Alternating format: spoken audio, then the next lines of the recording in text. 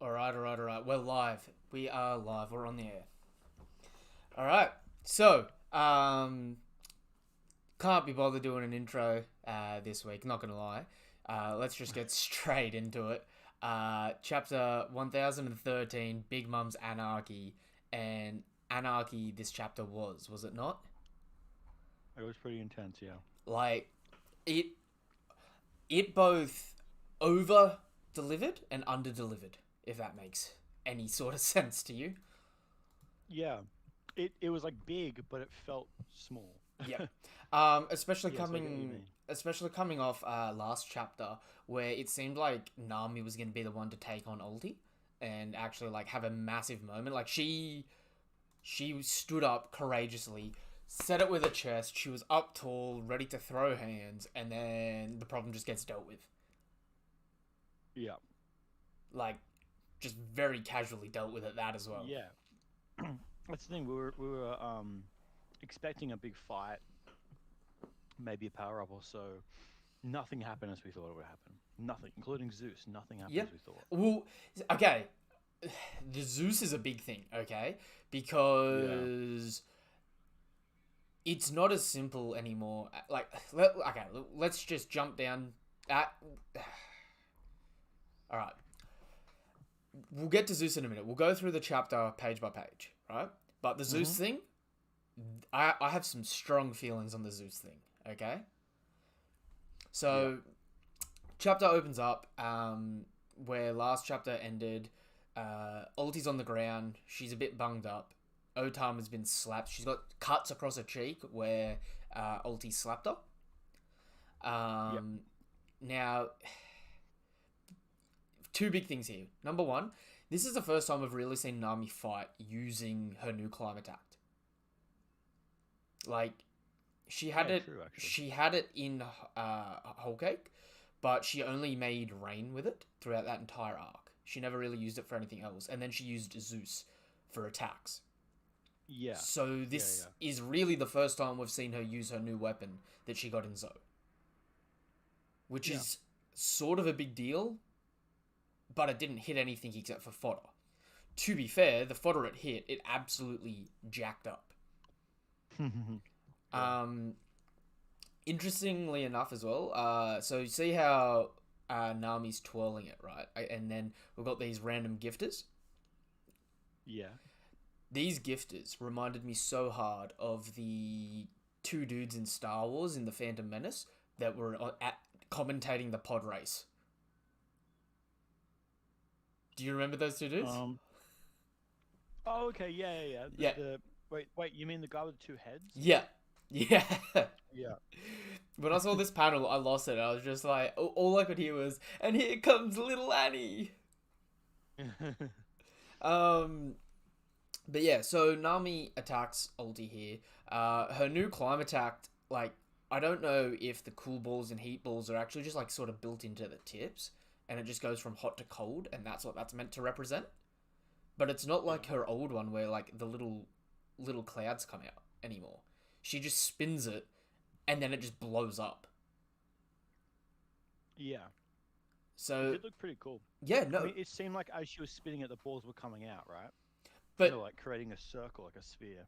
that's just the tip of it if you look at it, because remember it's like rounded on the tips. So that's Oh, just okay, the yeah. effect of her spinning it, and then it just blows like a gust of wind off the tip. Yeah, right. So It's pretty cool. pretty cool. One thing that really took me by surprise here in the live reaction was the speech bubbles or the bubble saying dodge. We only ever hear sound effects like a Oh. whoosh or a voom.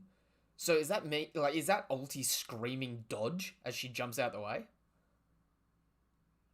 Um, maybe, maybe not. Maybe they were just making sure it's known by the reader that she dodged it. Maybe because you see sort of like the after image sort of voom effect there in the middle, Yeah, but like it just really took me by surprise that there was a panel saying dodge. You know what I mean? yeah, That's just that like is true. Yeah, not very typical. yeah. That being said, Maybe Oda saw it and just thought this is a little bit hard to see. I'm just gonna write that in now, Maybe. just to make sure, Um, because I had to do a bit of a double take to recognize that she was dodging. mm, Um, I was trying to like look in the background. I was like, is she still down there? Like, or has she moved? Because I saw the thing in the middle that you were talking about that like shows that she dodged out of the way. And then I was like, wait, is that just like another effect of her attack, or? And I was looking in the background. I was trying to figure out if she actually dodged or not. And then I read the next panel, and then Ulti was like on her, see, and I was like, oh yeah, she dodged. Yeah. I love this because not only does she, you can actually see the fodder in the background have been like blown away. So this is actually a pretty Mm. like Nami's stepping up with her attacks. Like I would love to have the discussion. Does current Nami beat Arlong? Ooh, that would be good actually. Yeah. Because like Arlong's like severely underrated, but at the same time, it's like Nami has made tremendous leaps and bounds in the story. But True. that's for another time, okay? I love here though how she puts it forward and then when it blows up, it actually pushes her back. So if you're looking at Nami, she's bracing and put her legs in a way because she's blown back from the attack because it's so powerful. Hmm. So that happens, and then Ulti grabs her, and then Ulti's gonna do the same Ulti Media that she did against Luffy, causing Luffy to almost have to go Gear 4 before Yamato took Ulti down. You know what I mean? Yeah. Okay. So this probably would have been like a finisher. Like, Yeah. Right.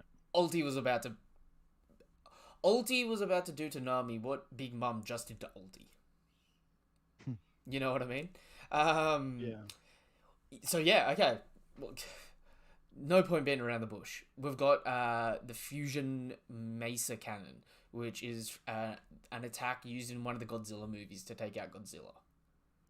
Yeah. This is pretty cool. I love it. But it's kind of like it took me a while reading to sort of pick up what's actually happening here. You know what I mean? So Yeah. what? With the fusion. Yeah. Yeah. So Big Mum gets all her homies ready. She stabs through Napoleon. She stabs through Prometheus with Napoleon, and then coats the tip of Napoleon with Hera, and Yeah. then she uses that almost like so. You know how Big Mum has a lot of projectile sword slashes. Yeah. It seems And like they kind of seem. Yeah. it seems like she did that where she set up Prometheus and Hera, and she's used Mhm. Napoleon for a piercing attack. And then once the Yeah. piercing slashes happened, Hera just follows through, and then she just takes Napoleon away, and then it just keeps that blast going with the homies. If that makes any Yeah. sense. The really cool thing about this is it sort of acts as a shielded projectile attack. Like Big Mum sort of has a shield going around her from the off blast of Hera and Prometheus. You know what I mean? Yes. Um, Yeah.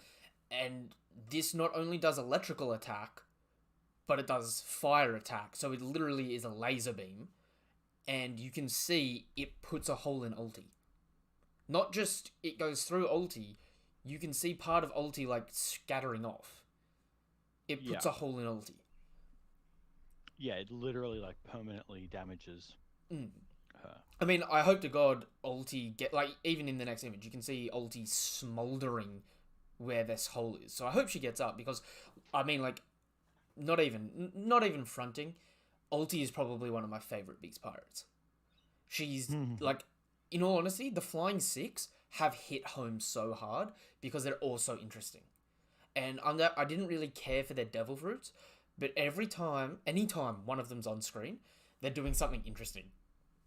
You know what I mean? Yeah, and their personalities are quite like unique and interesting as well. They're not just like I'm a dinosaur, I'm going to bite you. They actually have like seemingly like backstories and things like that. Like They're they're interesting pretty cool. characters, yeah. Uh, Yeah. Funnily enough, this attack after it goes through ulti, I sort of related it while I was doing the live reaction. It just looks like one of Kizaru's lasers. Like it looks like Big Mum's attack here has the same effect of just like a couple of Kizaru's lasers. You know, his finger pistols. where Yeah. it's got the piercing attack and then it's got roughly the same size explosion on the other side of the piercing attack. So, Okay, yeah. like, I don't know if that downplays this attack in my mind, or if it plays up Kizaru a little bit, if that makes sense. Because it's like, it seems like a big move from Big Mum here to use, but at the same time, it's like really casual from her. It's just like using all three of her abilities. But at the same time, it's like no different to just sort of like a really casual attack from Kizaru. You know what I mean? So it's like, Yeah. is it just a generic attack that's played up for cool aesthetics here, or is it sort of like does a bit more effects? I don't think it takes an insane amount of effort. I just think like it would take time to like get everybody on board. You know, be like, hey, Hera, come over here. Prometheus, come over here. We're gonna do this attack. You know what I mean? Like, I think I don't think after she does it, anyone's like exhausted from exerting the energy.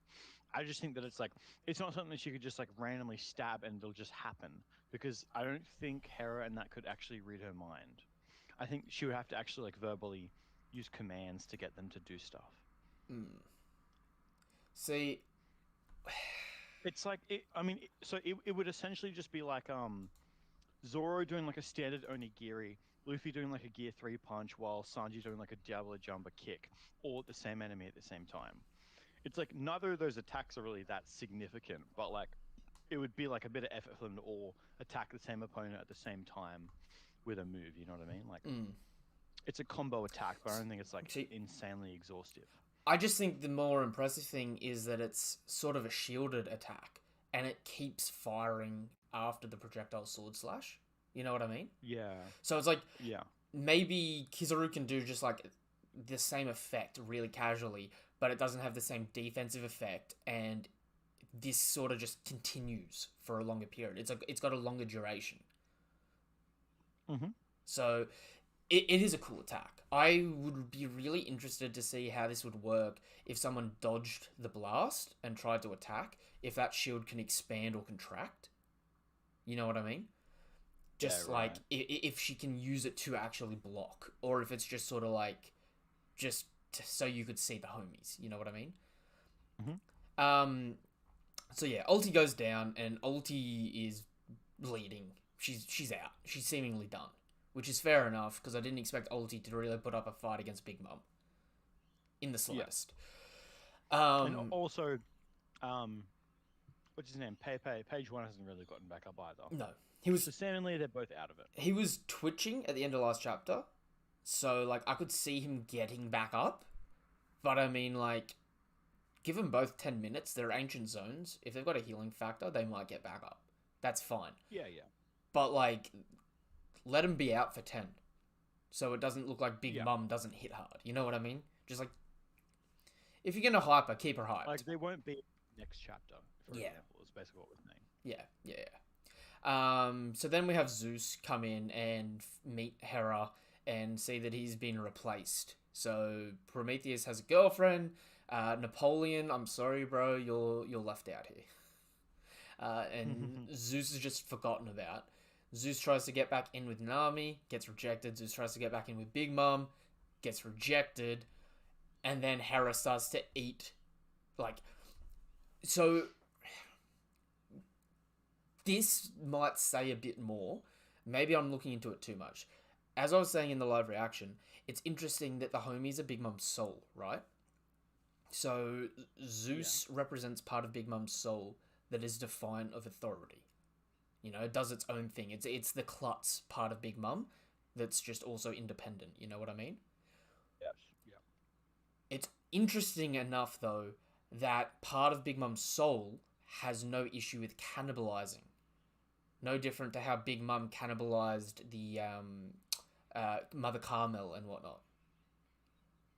Even if it's just subtlety, or like, even if she's not conscious of it, there is no hesitation of cannibalism here. You know what I mean? Yeah. So I don't know if that's Oda trying to put a little bit more of a, not foreshadowing, but just sort of like reiterating to us as like, Big Mom may not realize what she did, but she did eat someone, and her soul has no problems or qualms with eating people. You know what I mean? Just like, just like Big Mom seemingly is only friends with people and only helps people when they give her something. Because right now, she's friends with Otama because Otama gave her food. The moment Otama gets back with the Straw Hats, Big Mum is more than willing to kill her. I mean, she tried as well. Mm. So, like, I think this is the end of, Mother Olin in this scenario, at least. Um, I mean, yeah, because she said like, "Am I gonna have to kill you too?" And then she tried to kill them, hmm and then Kid blocked her. So Whereas, seemingly she's over mothering mode now. whereas though, the difference still might be the repercussions of her when she was in that mothering mode still might cause a split between her and the Beast Pirates, especially since Yes. Kaido is no longer distracted, to say the least. Yeah. Like if Kaido comes back down and sees Ulti dead and Page One severely injured because of Big Mom, Uh huh. do you think he's gonna be like, oh well, it's okay, you've got plenty of kids, and you're nice and strong to make up for it, or is he gonna be like, yo, those were some of my favorite people? Yeah. The other thing as well is that Kaido has shown that he cares about at least Jack, right? Mm-hmm. He's like, don't even worry about it. It's not because you're weak. It's just I because they're mean, strong. even with the Go Flying take a break, Six, dude. even with the Flying Six, Ulti was like insulting Kaido to his face, and he's like, "Yeah, no, that's fair enough. Yanking my chain, whatever." And Sasaki was Yeah. like, "Yo, dude, are we drinking tonight or what?" And Kaido's like, "Yeah, man, we'll get there." He likes his crew. Kaido does like his higher ups. Yeah. Like he picked them because they're strong. One thing that's also pretty interesting is like Big Mom is Big Mom. Like, sure, she has the mothering mode, but it could also just be that like she just genuinely doesn't like the idea of people killing kids. Mm-hmm. And like maybe she has like a really hardcore rule where she might go and slaughter a bunch of like a nation for their food or whatever, but you're not allowed to kill the kids. I And mean, so it's interesting. maybe she'll see Kaido killing a bunch of kids. Like she'll see like all the terrible shit that Kaido's done and going, no, I can't rule the world next to you because you're going to be murdering a bunch of kids. I need to beat you right here so that like I can rule the world myself and I can make sure all the kids are happy. And it could possibly be that that's the case. See, this is where I want the Alliance to fail a little bit, right?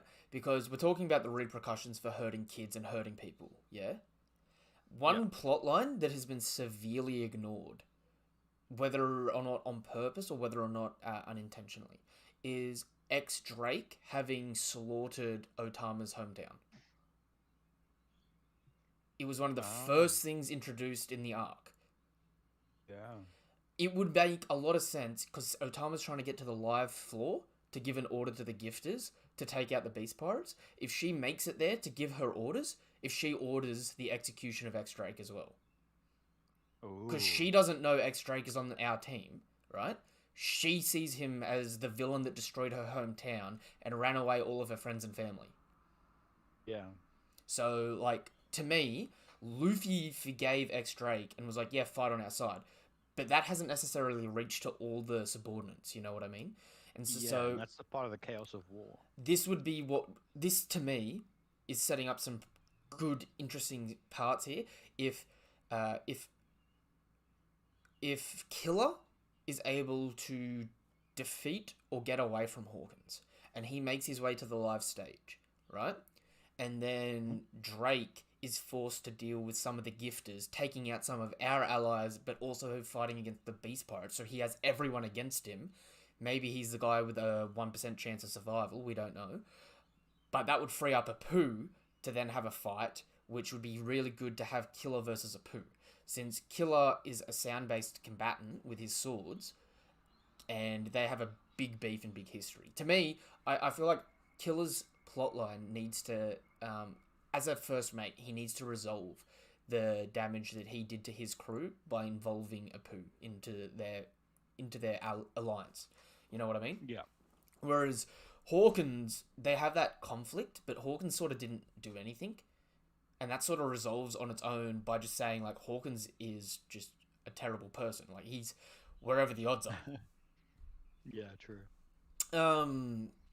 Also, so this sequence here, where Zeus apologizes to Nami and he's like, "I'll help you," and he goes to take out Big Mum, right?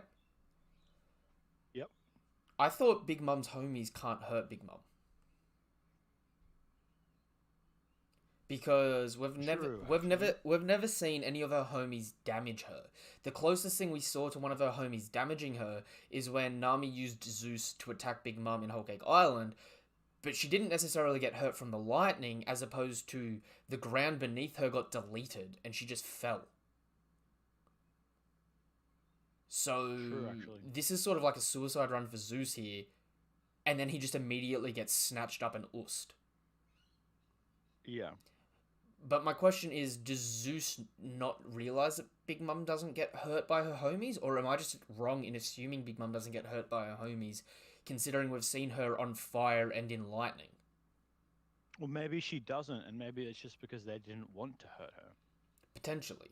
But that sort of changes her powers up a bit, doesn't it? Because I know in the past I've given Big Mom some credit against, say, the likes of the Admirals, where I've my thought process was, if one of the admirals attacks her and she's able to dodge the admiral and turn one of their elements into a homie, she sort of has like an unfair advantage in defense from, the likes of an admiral. You know what I mean? Yeah, because she's immune to the admiral. Mm. Which would, sort of level it out in the admiral has to fight hand to hand. And I mean, we all know that, the homies aren't going to hurt an admiral with their abilities realistically. You know what I mean? It just sort of like levels out their playing fields a bit. But now I'm questioning whether or not she can do that, because Yeah. she might not be able to. It still might hurt her. And her homie would have to like sort of absorb as much of that element as possible and then deactivate its effect on her, if that makes sense. Which would mean they've got to Yeah, okay. consciously be doing it. Mhm. So, yeah, I don't know if this really helps Big Mom or hurts Big Mom, because it could also be just as simple as Zeus is just angry, sad, and gets done in. He's just not thinking. You know what I mean? Yeah. It's also sort of odd that he chose Nami over Big Mom, but at the same time, it makes a lot of sense. Like, Big Mom is trying to feed him to Hera, but you would have thought, like, if Big Mom can just rip the soul away, like, you'd think Zeus would have been like, no, no, no, I'm still useful. Watch me take out Nami. You know what I mean? Yeah, I get you. But not that it really matters, because Zeus just gets eaten by Hera, and then Nami, unfortunately, powers up Hera. Which, I mean, hey, who knows? Maybe Nami gets Hera as a power up later on. Or maybe Zeus eats the balls as Inside. Hera eats Zeus, and then Zeus can like consume Hera instead Ooh, later on. maybe. Something like that. Although it's probably unlikely because Zeus has had half of his soul ripped apart, Yeah. See, whereas Hera's is fine. it's sort of it's interesting, because at this point in time, Nami's opponent in Ulti's taken out and her power ups removed. So everyone thinking that Nami was going to get Zeus as a power up and then take out Ulti, well, we're just wrong, aren't we? That's just thrown out the window. Yep. And I mean, that's Oda's subversion, I guess. But at the same point in time, it's like sort of felt like we're robbed of an important moment here. You know what I mean? I think That that's a big thing, though. I think Oda, this chapter especially, is really putting forward the idea that this is just chaos. hmm, Like nothing is going to happen the way that it should happen necessarily. Everything is going to be a little bit wonky, and I feel like that's pretty natural. hmm. Interestingly, we're close to the end of the chapter here, so this is a sort of pretty cool sequence, but at the same time, it sort of felt useless. Where Big Mum comes in with a flaming Napoleon attack, right? Kid Yeah. catches it, but the fire doesn't do anything here. You would have thought like a bit of the fire would have like flung forward or something off the sword, but no, it just got caught. And then Kid uses his Punk Gibson, which is an attack he used against Apu earlier on in the arc when he slapped Yeah. Apu down, and he just face palms Big Mom.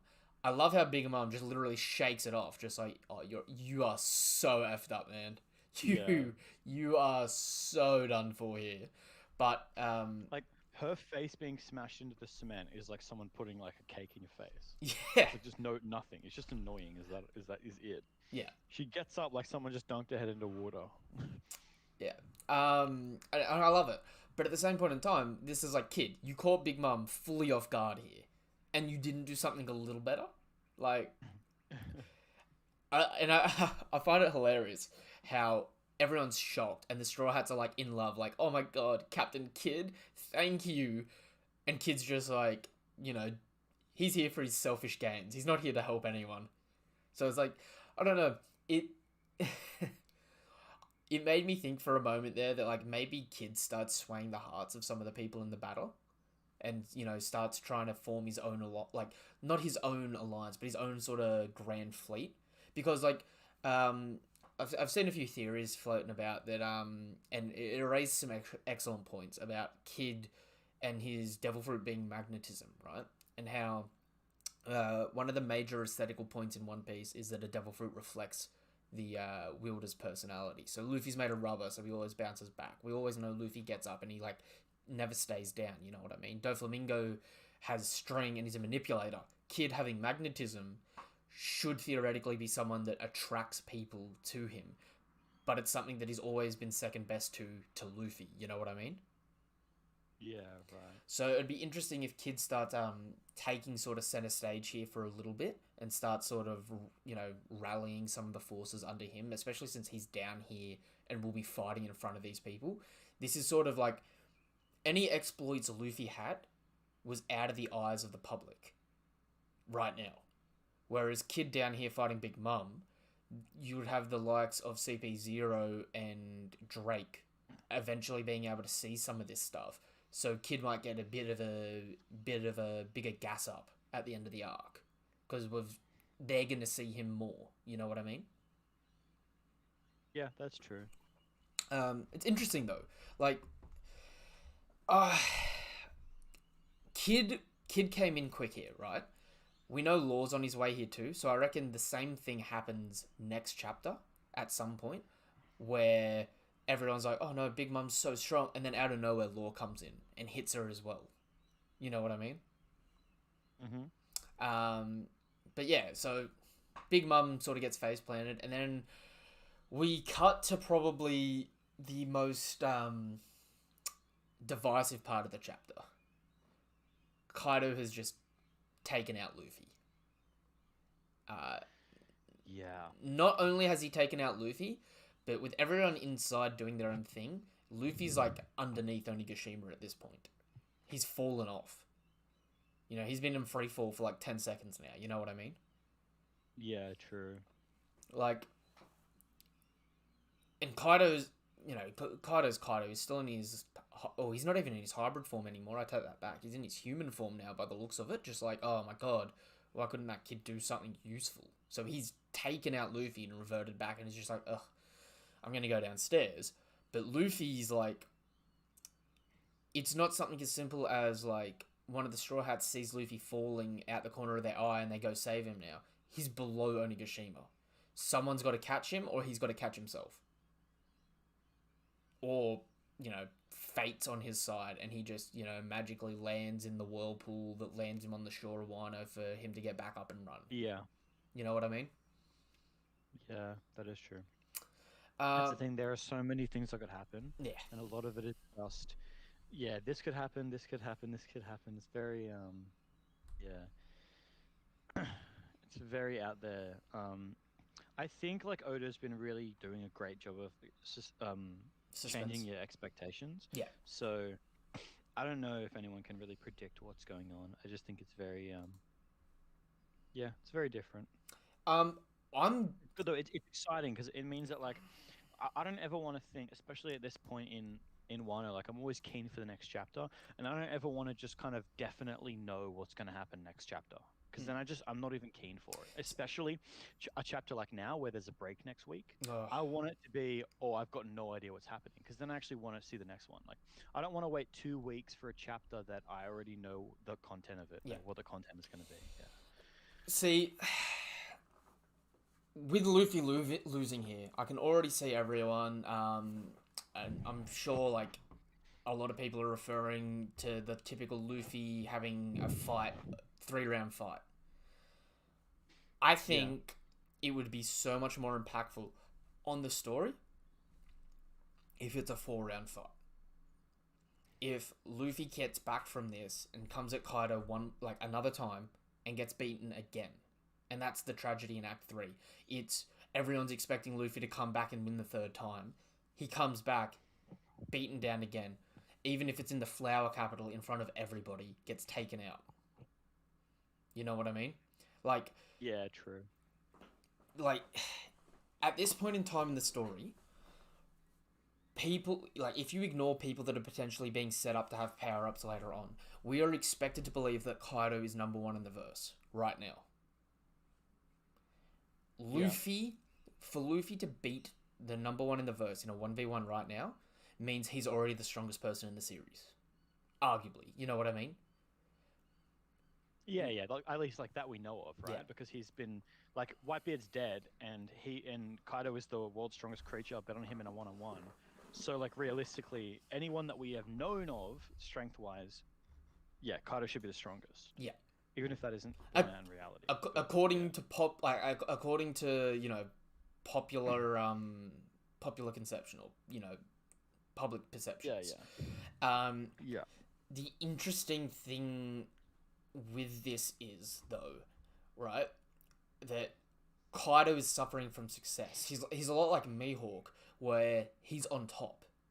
There's no one else in his class that he feels is a worthy challenge, and you got to think of it from his perspective right now, right?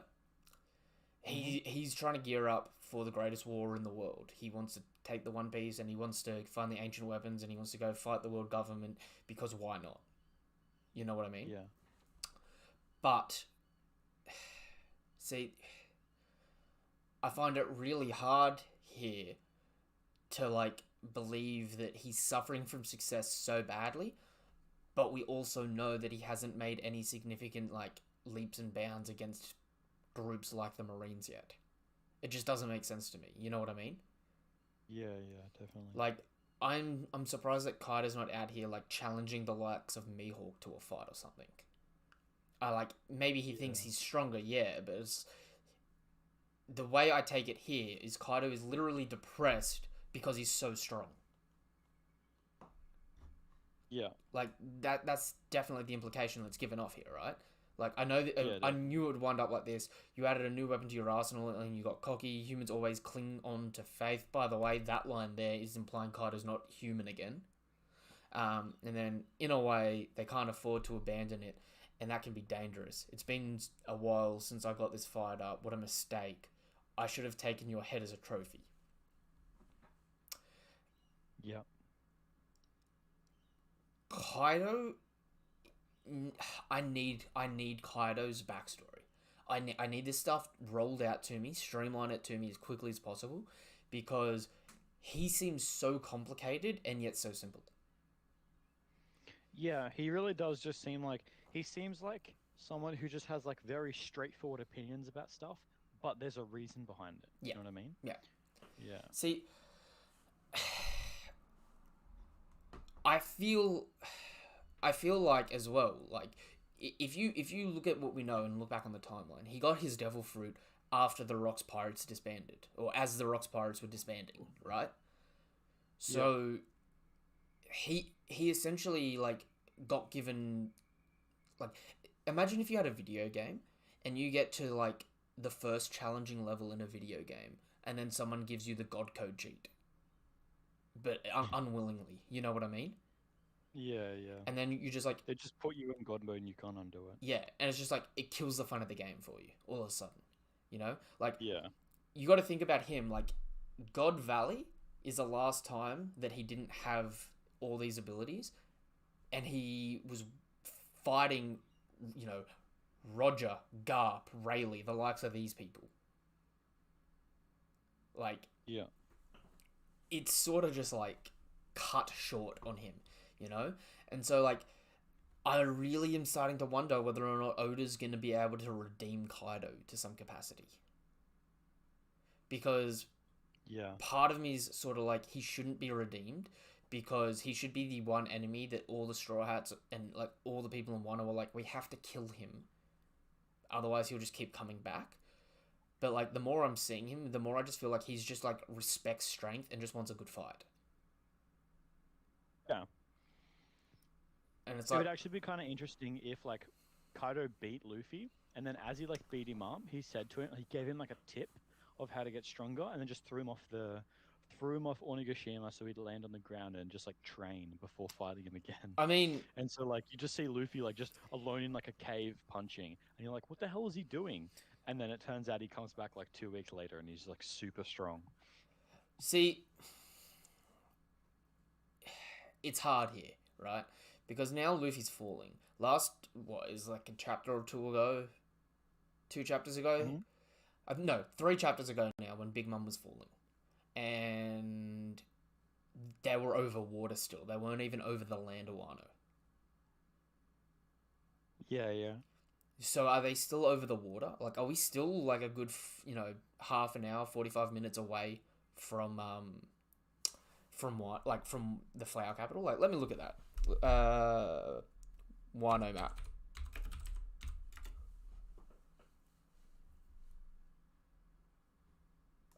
Like, Onigashima, for it to get to the flower capital, half of the trip's over water, half of the trip's over land. Yeah. So it's like, we're not even, like, seemingly we're not even halfway to the flower capital yet. So it's like, when did Kaido lift up the island? How long ago was that now? Mm. Because, like, do we think we're gonna keep going? Like, because we were talking about this earlier. This could be setting up for the tragedy, or the tragedy could be Luffy coming back for round 3 and failing. You know what I mean? Like, Straw Hats are holding out, they're doing the best that they can, and then Kaido comes down, announces that Luffy's been beaten, then, all the Beast Pirates go hybrid, start overwhelming the Straw Hats, and it's like, oh no, we're gonna lose, oh, this is so sad. Everyone starts getting jacked up pretty badly, then, Luffy comes back, the skull lands on the flower capital, Luffy's fighting Kaido, and then Kaido beats him again in front of the people of Wano. And then, like, Yeah. it crushes not just the will of the Alliance attacking, but it just crushes the will of all the civilians too. Yeah. And then, say we've got Law, who just, saves a few key figures to be able to free the people before they're fully killed, and they're just gonna have to like recover for a little bit and then come back. Like, how would Marco go in that situation? Like, if Marco's doesn't go down, doesn't get beaten by anyone, but everyone else that Marco came here to help just gets taken out. Like, could you imagine that Yeah, precarious situation? that would be pretty crushing for him. Because I Yeah. mean, he's seen Blackbeard come up, and then he's seen Luffy fail to Kaido. Like, I feel like that would push you to a point where you're just like, there isn't gonna be another Pirate King, or even if there is gonna be one, it's gonna be a terrible one. Like, Yeah. because I'm sure he believes, similar to Whitebeard, how whoever actually becomes the Pirate King, that person has been like destined to be the Pirate King.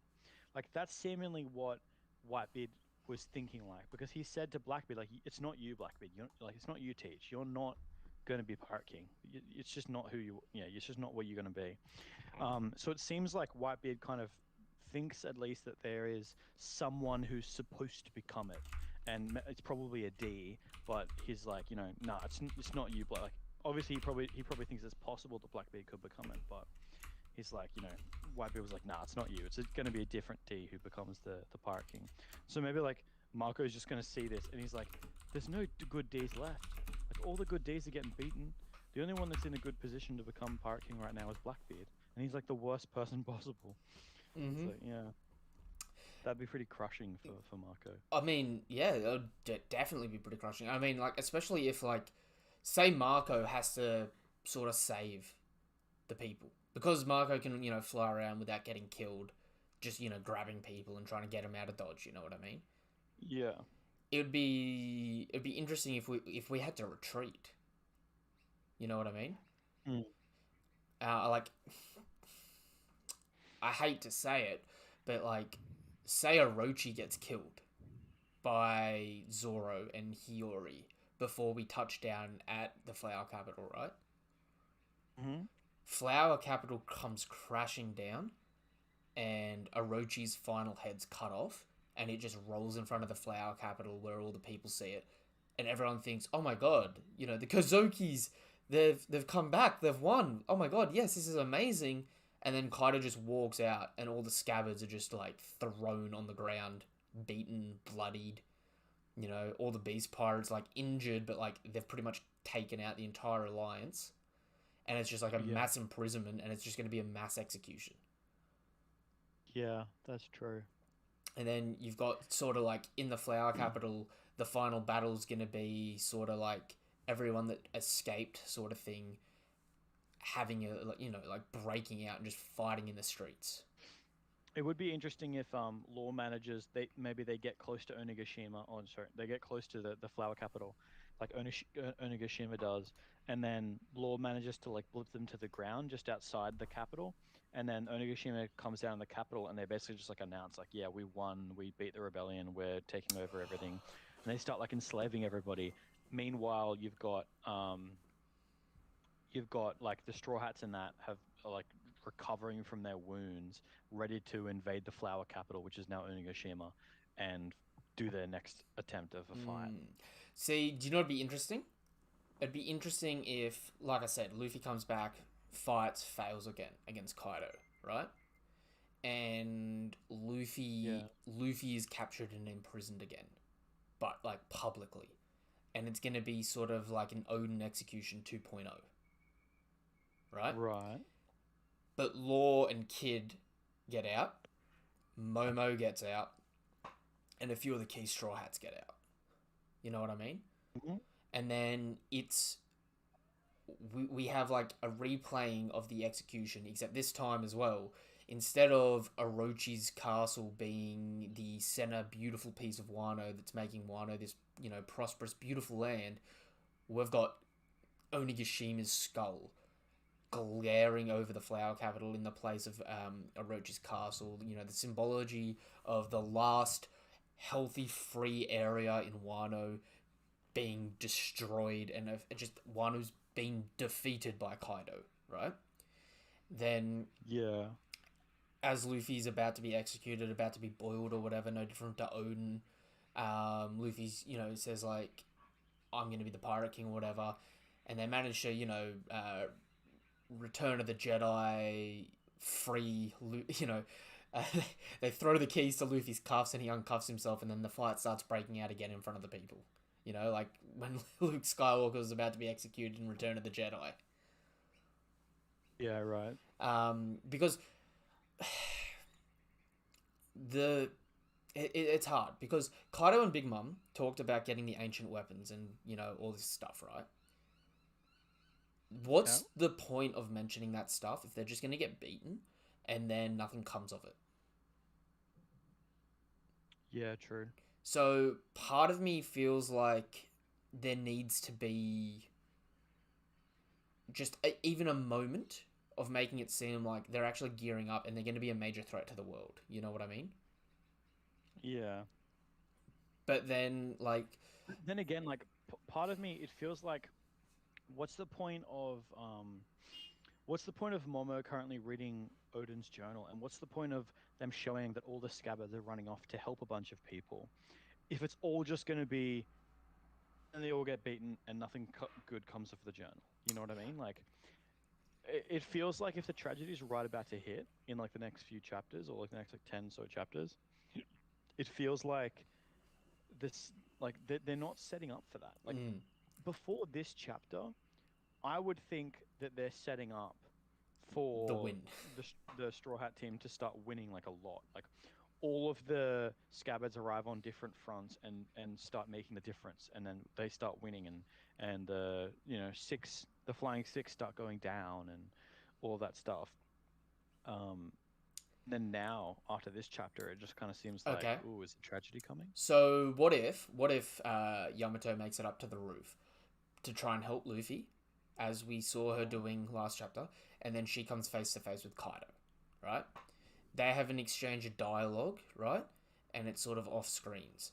We have the Straw Hats starting to beat all of the Flying Six, right?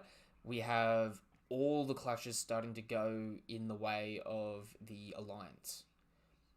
Then Kaido comes back down, sees that his people have been beaten, but Kaido beat Luffy, the leader of the Alliance essentially, and then starts going around and one by one crushing all the scabbards again. Yeah, right.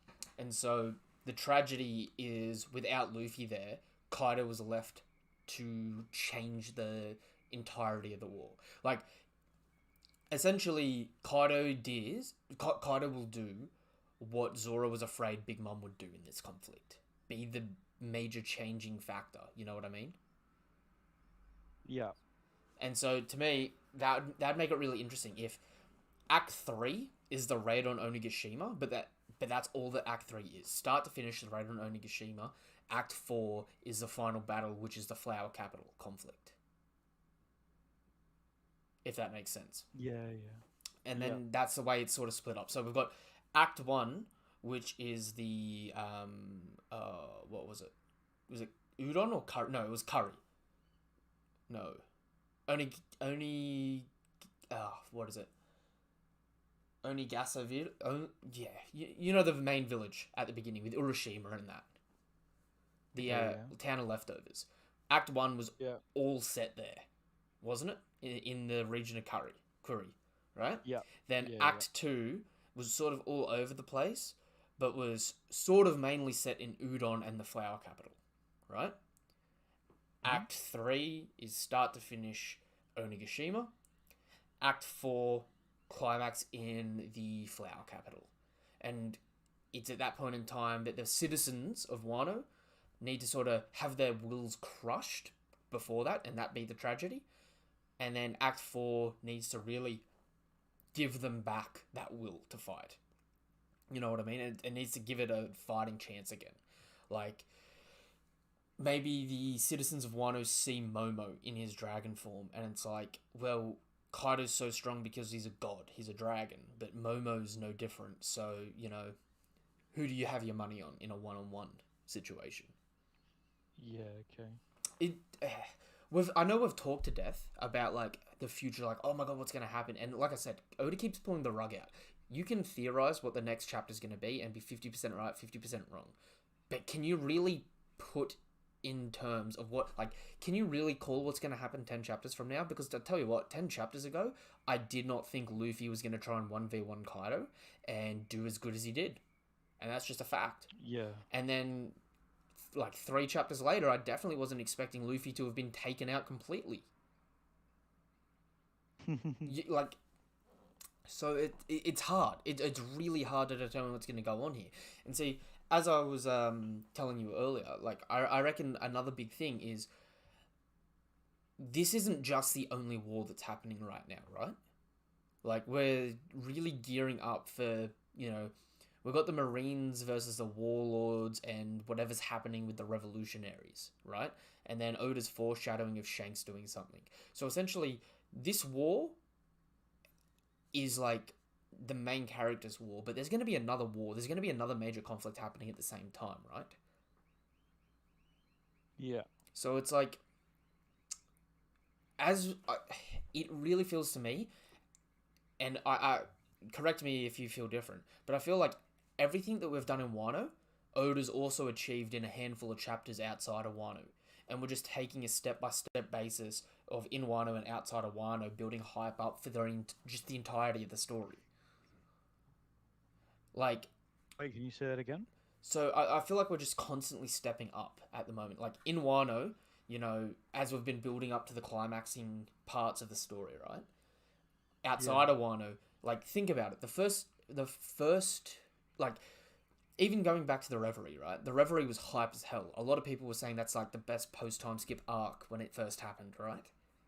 Yeah. And then the first intermission after that, you get Blackbeard's bounty. And you get Sabo and the Revs versus the Admirals. Like, how hype was that? Do you remember, like, in the moment how hype that was? And then the next break after that was all 4 of the Yonko bounties and Roger and Whitebeard's bounty. You know what I mean? Yeah, that was pretty insane. As Oda's building the stakes in Wano, he's building the stakes outside of Wano too for what's happening. You know what I mean? And Yeah. so, like, I'm really sort of nervous because the closer we get to Act 3 ending, the sooner I think we're going to get to not just a tragedy in Act 3, but we might get a major tragedy in the outside story. You know what I mean? Because Yeah. Right. it really seems like on a smaller scale, Oda's paralleling the Wano story with the outside story in like setup, tragedy, conflict, resolution. So that when we finish Wano, we also finish the resolution of what's happening to the rest of the world.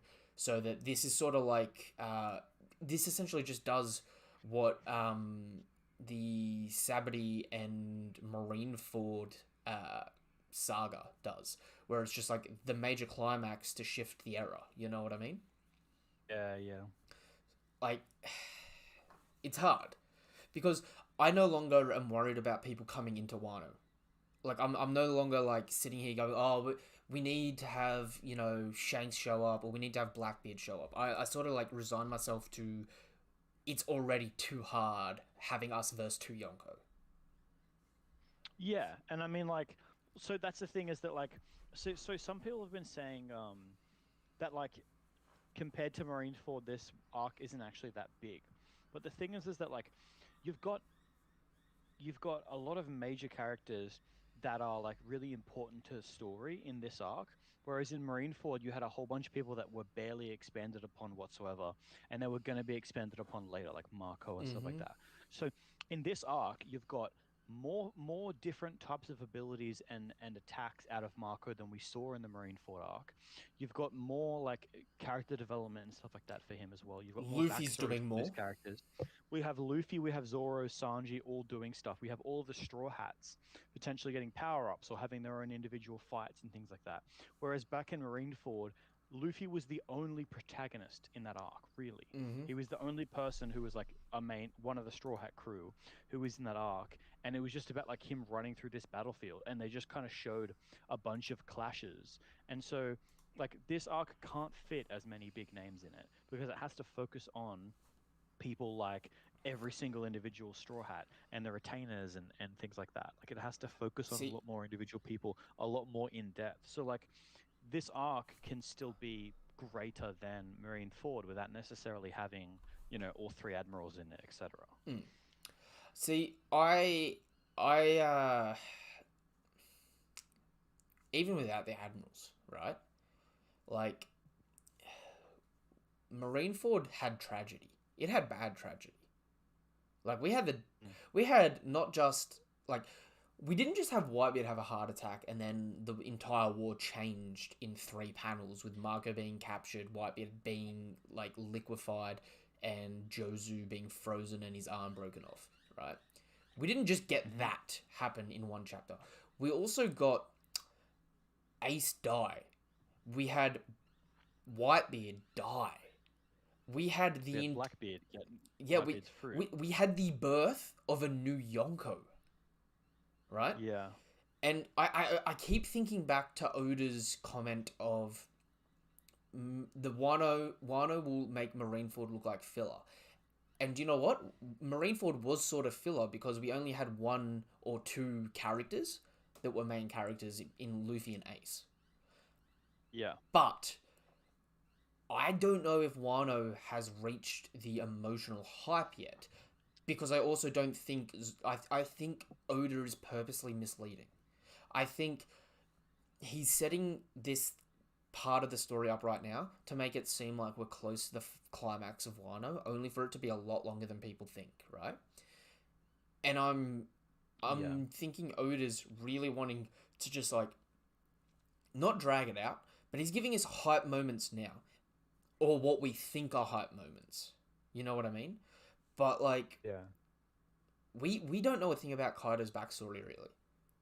When Kaido's backstory gets fleshed out, people might start rooting for him a lot more. Like, remember when Doflamingo was getting fleshed out, and people were like, Dofi's top character in One Piece. You know, best fleshed out character in One Piece, most interesting character in One Piece, goat.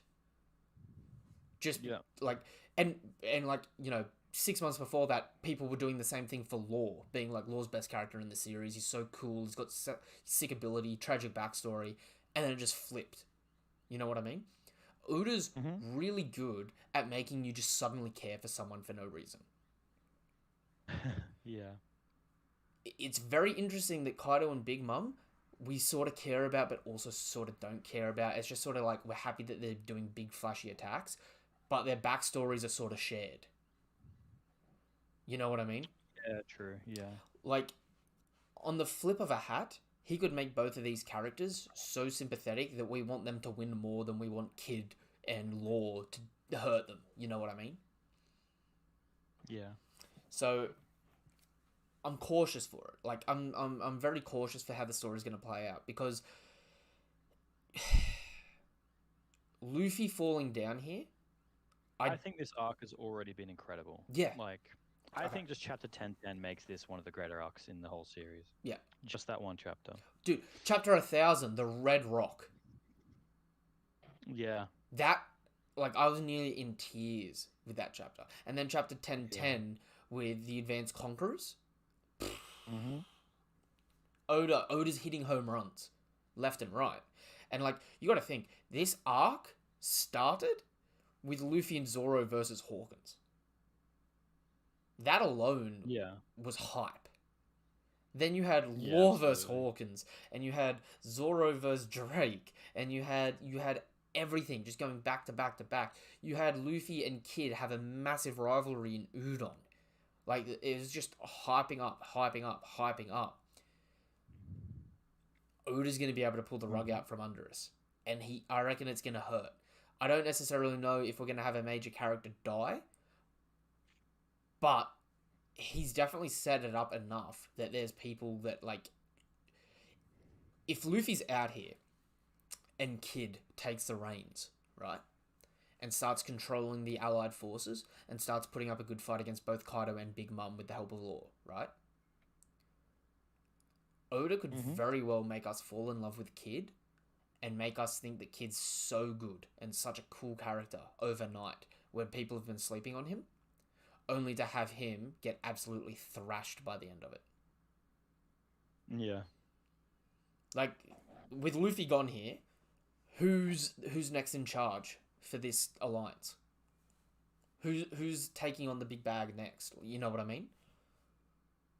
Mm-hmm. So it's we're definitely at a pinnacle moment in the story. I just don't know where it's going to go. You know what I mean? Mm-hmm. That being said, right, I am definitely hyped to see more of some of these characters. Like, what are your thoughts on on Killer versus Hawkins? How do you think that fight's going to go? I hope Hawkins wins. Really, Yeah. Hawkins has taken a lot of L's so far. He sort of is like he's sort of the weakest Supernova physically. I I just kind of want some more brutality, some more kind of surprising brutality. Like, Oh, yeah. like you told me earlier how good it would be, and I agree. If Killer starts hurting Hawkins, and Hawkins just starts maniacally laughing, and is like, "You just killed Heat. I have your crew. Yeah. I have your crew's lives. Where do you think I've been for the last 45 minutes?" Yeah. I was literally preparing for this exact thing. Yeah, I mean, like, it would it would definitely be impactful. You know what I mean? Mm-hmm. And I mean, like, it would make it even worse because Killer's weapons are like weed whackers. So like Hawkins should be super susceptible to the gyrating blades. You know what I mean? So Yeah. it'd be like, Literally. Yeah. imagine Killer gets his first attack out, and 3 lives of Hawkins just drop. Goodbye, goodbye Heat. Goodbye the Navigator. Goodbye the Cook for Kid's crew. Killer really That be would the be pretty cool. Killer really be the world's worst first mate. And that's the thing as well, because like brutal things happening to Killer is even more brutal because like He's he can't sympathetic because cry, he yeah, has to laugh. So the whole time he's just laughing like, ha ha ha, you killed Heat, did you? Ha ha ha. Ha." Like, Dude, that oh, it would just be so messed up. I don't know if Oda would go that route, but if he does, yo, Mm. that would be some pretty like it'd be pretty beautiful bruteness. You know what I mean? Can you imagine if after this arc, Kid's crew gets so messed up that Killer just offs himself and then Kid just quits and just leaves and just like stops trying to be a pirate? Like they just get destroyed to that extent. See, Where like Kid, who basically is like Luffy level of I don't care, I'm gonna be Pirate King, just quits. gives up See, utterly. He's that's just so far defeated. that's something that we've never seen in the story, and it's something I've actually kept an eye out for in the hopes of seeing in some capacity because that Oda does this thing, and I always keep saying I'm planning on making videos to address some of it. Oda does this thing called the theme of threes, where he shows three perspectives of the same story. So, like, a lot of people might say it's lazy writing, but Oda gives the same backstory to three people all the time. He gives the exact same story to three people, where he's got one that's sort of his true north, which is the focus, which is the one he's sort of like, this is what I think is morally correct. Then he shows you the opposite, where it's like, this is what I think is morally wrong. And then he shows you sort of a split off from it, where he's like, and this is what I sort of think is like, you're justified in your actions, but you're still wrong. You know what I mean? Yeah, the Marvel villains basically. Well, a good example is you have Nami, Arlong, and Koala. All three were victims of slavery and oppression and brutality. Yep. All three related to fishmen and humans, right? You had Arlong, who never personally experienced slavery but had it around him and just bred hate. You had Nami, who, because of that cycle of hate, was oppressed by Arlong, right? Mm-hmm. And she, for a long time, just hated fishmen. And then she sort of forgave them, but she didn't do anything past that. She forgave them, but she didn't, she didn't address their fear and hatred coming from the fact that humans impose that on them on mass scale. You know what I mean? And then you cut to Koala, who was a human that was a slave to humans, who was then freed by fishmen, who sort of sees, who reads between the lines and is like, I need to be a catalyst for change, and joins the Revolutionary Army to make it a better world for humans and fishmen. Just like slavery is morally wrong regardless of what species you are. Yeah. So Oda does this, theming of threes. I would love to see Luffy being the person that is going to be the Pirate King. Blackbeard, who's very identical to Luffy, being the person that is going to be the Pirate King in his own mind. But like where Luffy doesn't kill his opponents and crushes their will, Blackbeard has no problem taking a life. You know what I mean? Whereas Kid, someone who was happily take someone's life. He's introduced as someone that just mass crucifies people, right? Has the same dreams, same wills. If he makes it to the highest peak, the same as these other two characters, to give up. Yeah. Like, think about how impactful that would be into the story if you had Kid give up. Like, I think it would be awesome, and honestly, I think it'd be cool if Kid eventually solos Big Mom, Luffy eventually solos Kaido, and you're like, wow, these two are like equal, like level strength kind of thing. Like this guy could be rival, and then Kid like leaves that fight and realizes that like his entire crew is like dead. Yeah. And he just like is like, no, I'm not handling this anymore, and just ends it, just gives up. That's another major aspect that we haven't seen yet, because if you look at another set of three stories, right? The road to Pirate King isn't just one's own individual strength, it's also your crew, right? Luffy knows that better than anyone. Luffy only accepts the best of the best for his crew, right? You look at Moria. Moria lost his crew, and it broke him. And so he tried to make a crew out of people that can't die, right? And even then, it broke him again when they got beaten. You know what I mean? Mm-hmm. Could you imagine what it would do to someone like Luffy to lose their crew? And I mean, like, you think about the flip of it, where this entire arc is actually already addressing this story to an extent where you have Odin and the Scabbards, who are essentially a Yonko crew, right? Where the Yonko Yeah. sacrifice their life for the crew. Yeah. Imagine having the flip of it where the crew is all sacrificed for the sake of the leader without the leader's knowledge. You know what I mean? How that would just Right. absolutely take away from their victory. It would completely demoralize them, especially since like One Piece is supposed to be a series that's supposed to make you laugh. There doesn't go by a single chapter that doesn't have some joke in it. You know what I mean? To have Yeah, yeah. someone crushed that utterly and just completely, it would be very, very detrimental to the person, especially if they are someone who does make people gravitate towards them. You know what I mean? Yeah. Like, could you imagine if Kid loses his crew here, and essentially you have the remnants of the Beast Pirates or even some of the Supernova here wanting to join Kid after this crew? How much more of an insult that would be to him. Yeah. True. That'd be yeah. It would definitely it would be impactful to say the least. You know. Mm-hmm. That being said, like, is Kid doing anything here? Is Kid actually going to be able to hurt Big Mom? Because we haven't seen Rio. We haven't seen him use observation or armament haki yet, have we? We know he's got Conquerors. That's the only thing he's got confirmed. And, like, we haven't even seen, like, an advanced Conquerors from him. We don't know if he's got an awakening. Like, I want to see more from him here. But all he's done is so far is just, like, make big metal go boom. Yeah. True. I think. Yeah. I don't know. I don't see Kid. I don't see Kid as being that strong. It's weird because it's just like, to me, honestly, the way that I saw Kid being strong before we actually started seeing him fighting against Kaido and stuff is like, I just thought like his fist will just be really, really, really strong. Yep. But it's not. Which is, to be fair, it should be expected because really all he's doing is punching with metal. When you get to this level, like metal is nothing. Yeah. I mean, Luffy's been shattering metal with his bare hands since the beginning of the Since series. Arlong Park.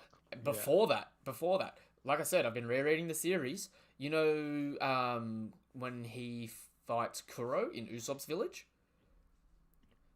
Oh yeah. Jang- Yeah, he breaks his claws, right? No. Django the hypnotist throws his oh, I can't remember what it's called. I'm gonna call it a kunai. I know it's not the ring.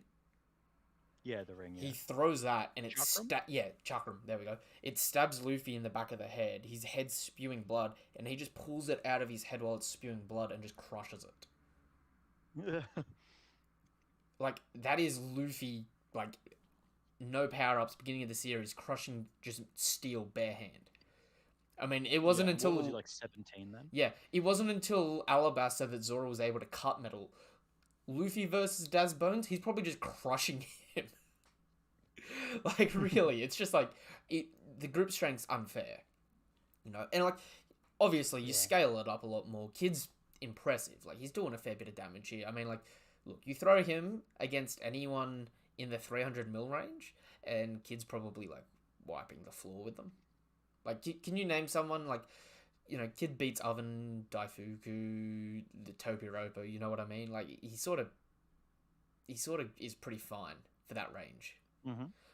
But, like, the next level past that, it's like, the more we see of the Yonko, and the more we see of the Yonko, and the more I think of the Admirals, the more I think they are so close to the peak and so equal to each other that they all have all the abilities. And, like, the only... Like, think about it. Big Mom has Rio. You know what I mean? That just came out of nowhere. Rio and Conqueror's coding. You know what I mean? On top of everything else she's got. So it's like, if she's got that, right? And Kaido's rocking around with advanced Conquerors, that makes no difference to what Shanks is like. You know, seemingly Shanks doesn't have anything different to that. So it's like, if Big Mom all of a sudden pulls out Future Sight and has just been like, ugh, I hate using this move, but I've always been able to do it, part of me would be like, oh my god, really? And another part of me would be like, do you know what? You're a Yonko, whatever. You know, like, True. They just keep giving them so much more stuff that there's so much, like, they're so stacked. But at the same time, it's like, you think back to Marineford, and it's like the admirals seemingly had Future Sight and Rio. We don't know if they've got Conquerors, but I mean, we didn't see Whitebeard use Conquerors then either, did we? So for all we know, they both Yeah. had it, were using it, and we just didn't know. Yeah, true. It's it gets to the point where it's just like it's hard. And Kaido and Big Mom obviously are the most wanted Yonko, so yes, they should be stronger than the other Yonko to an extent, but it's like it's I don't know. My power scaling got thrown out the window with Big Mom having Rio. Like it really did. The thing is that I don't know if her homies will do much against people on her level. Oh, well, see, but that's the point. Her homies won't do much against people on her level, but, like, okay, what's her abilities outside of her homies? She can do an Elbaf Spear. That's no different to Shanks, right? Shanks just doing giant projectile sword slashes. So when it gets to that level, right? If you're able to coat yourself in Rio, so elemental damage like homies won't hurt or borrow breaths won't hurt, it literally comes down to your advanced armament, observation, and conquerors in a fight. Yeah, Which seemingly the Yonko and Admirals all have anyway. So realistically, when it gets to the top tiers fighting now, it just comes down to, ugh, I got to use all my advanced techniques, but I've got them. It's like fruits don't matter. Yeah. Honestly, if Luffy didn't have a fruit, I would say I would have like a theory that you can't have a fruit to find the One Piece. Yeah. Like honestly, And it would make a lot of sense because like Whitebeard doesn't want it. Maybe the reason he doesn't want it is because he knows he can't get it because he has a fruit. Maybe like that's the whole point of Blackbeard is he wants to be the Pirate King, but he's like completely fruit based. You know what I mean? Like, there would be a lot of ways to justify that as well. Oh, dude, But I'm telling you, Blackbeard is going to be the only person in the series to on-screen drown. You hoard devil fruits, the ocean's gonna get you. We haven't seen a single person die from drowning in One Piece. We're a pirate. This is a series about pirates, right? You eat a devil fruit, you're weak to the sea. This dude's got 2. You telling me this dude's not gonna drown like a rock? Yeah. It should be like a thing as well. Like, it should be like, no, do not eat a devil fruit because like later on like once you get into the higher levels of like strength, someone's just gonna karate chop your ship in half. Yeah. And you're gonna be screwed unless your fruit happens to let you fly or freeze the ocean. I love it. I'm up to Baratie in my read through again of the series, and Don Krieg, the strongest man in the East, is like, you fools, we'll take out Mihawk. That'll be no problem. And everyone's like, but Don, he cut our ship in half. His swordsmanship is so good. Don Krieg's just like, you think a man can cut a ship in half? That's a devil fruit for sure. And I'm just like, oof, buddy, my poor guy. I would love to do a video with you sometime where we take certain people from the story, throw them from the East Blue, and see how far they get in the series against all the enemies Luffy's fought if they follow the same path. Because I would love to see the discussion of Don Krieg trying to take out Crocodile. Because, dude, Don Krieg's sitting here and he's got like... He's like Batman. He's got everything in his belt. Yeah. He's always got something in his belt.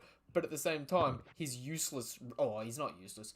He's actually pretty strong in hindsight. Like, going back to early One Piece, I'm kind of like blown away with how strong some of these characters were. Like, Don Krieg is... I mean, dude, Arlong just swings his hand and he fires like 100 water bullets at you. No. Screw Arlong. Just a fish man. Think about this. Remember the other town we saw in Arlong? In that, not Kokuyasa Village, but the one across to the right of it where they first landed, where all the houses are flipped upside down? Yeah. A fishman's 20 times stronger than a normal human, right?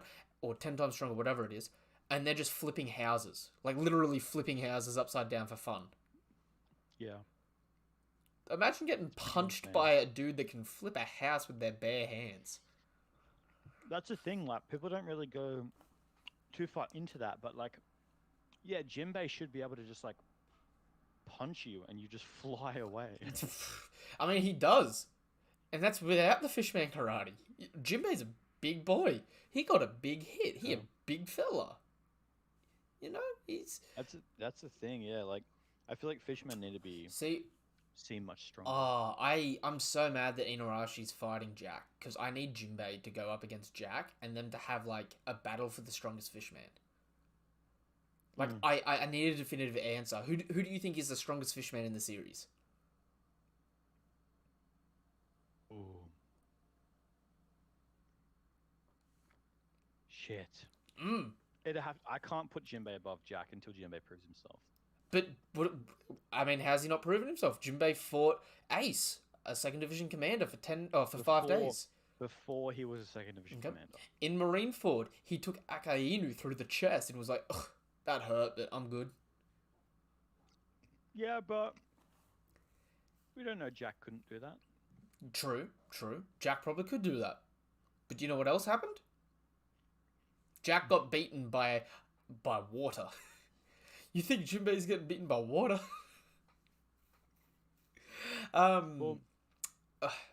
Okay. Do you know what? Okay, here's the thing. Can Jinbei do Jack's feat against the 2 retainers? Yeah, why not? My view on the scabbards has sort of shifted as of late, right?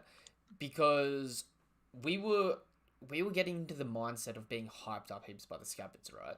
Being like, oh my god, you know, they're so strong. Oh, they're doing this, they're doing that, right? Like, Inarashi and Nekomamushi fighting Jack, but it's like, dude, you 2v1 the 3rd Division commander and didn't win.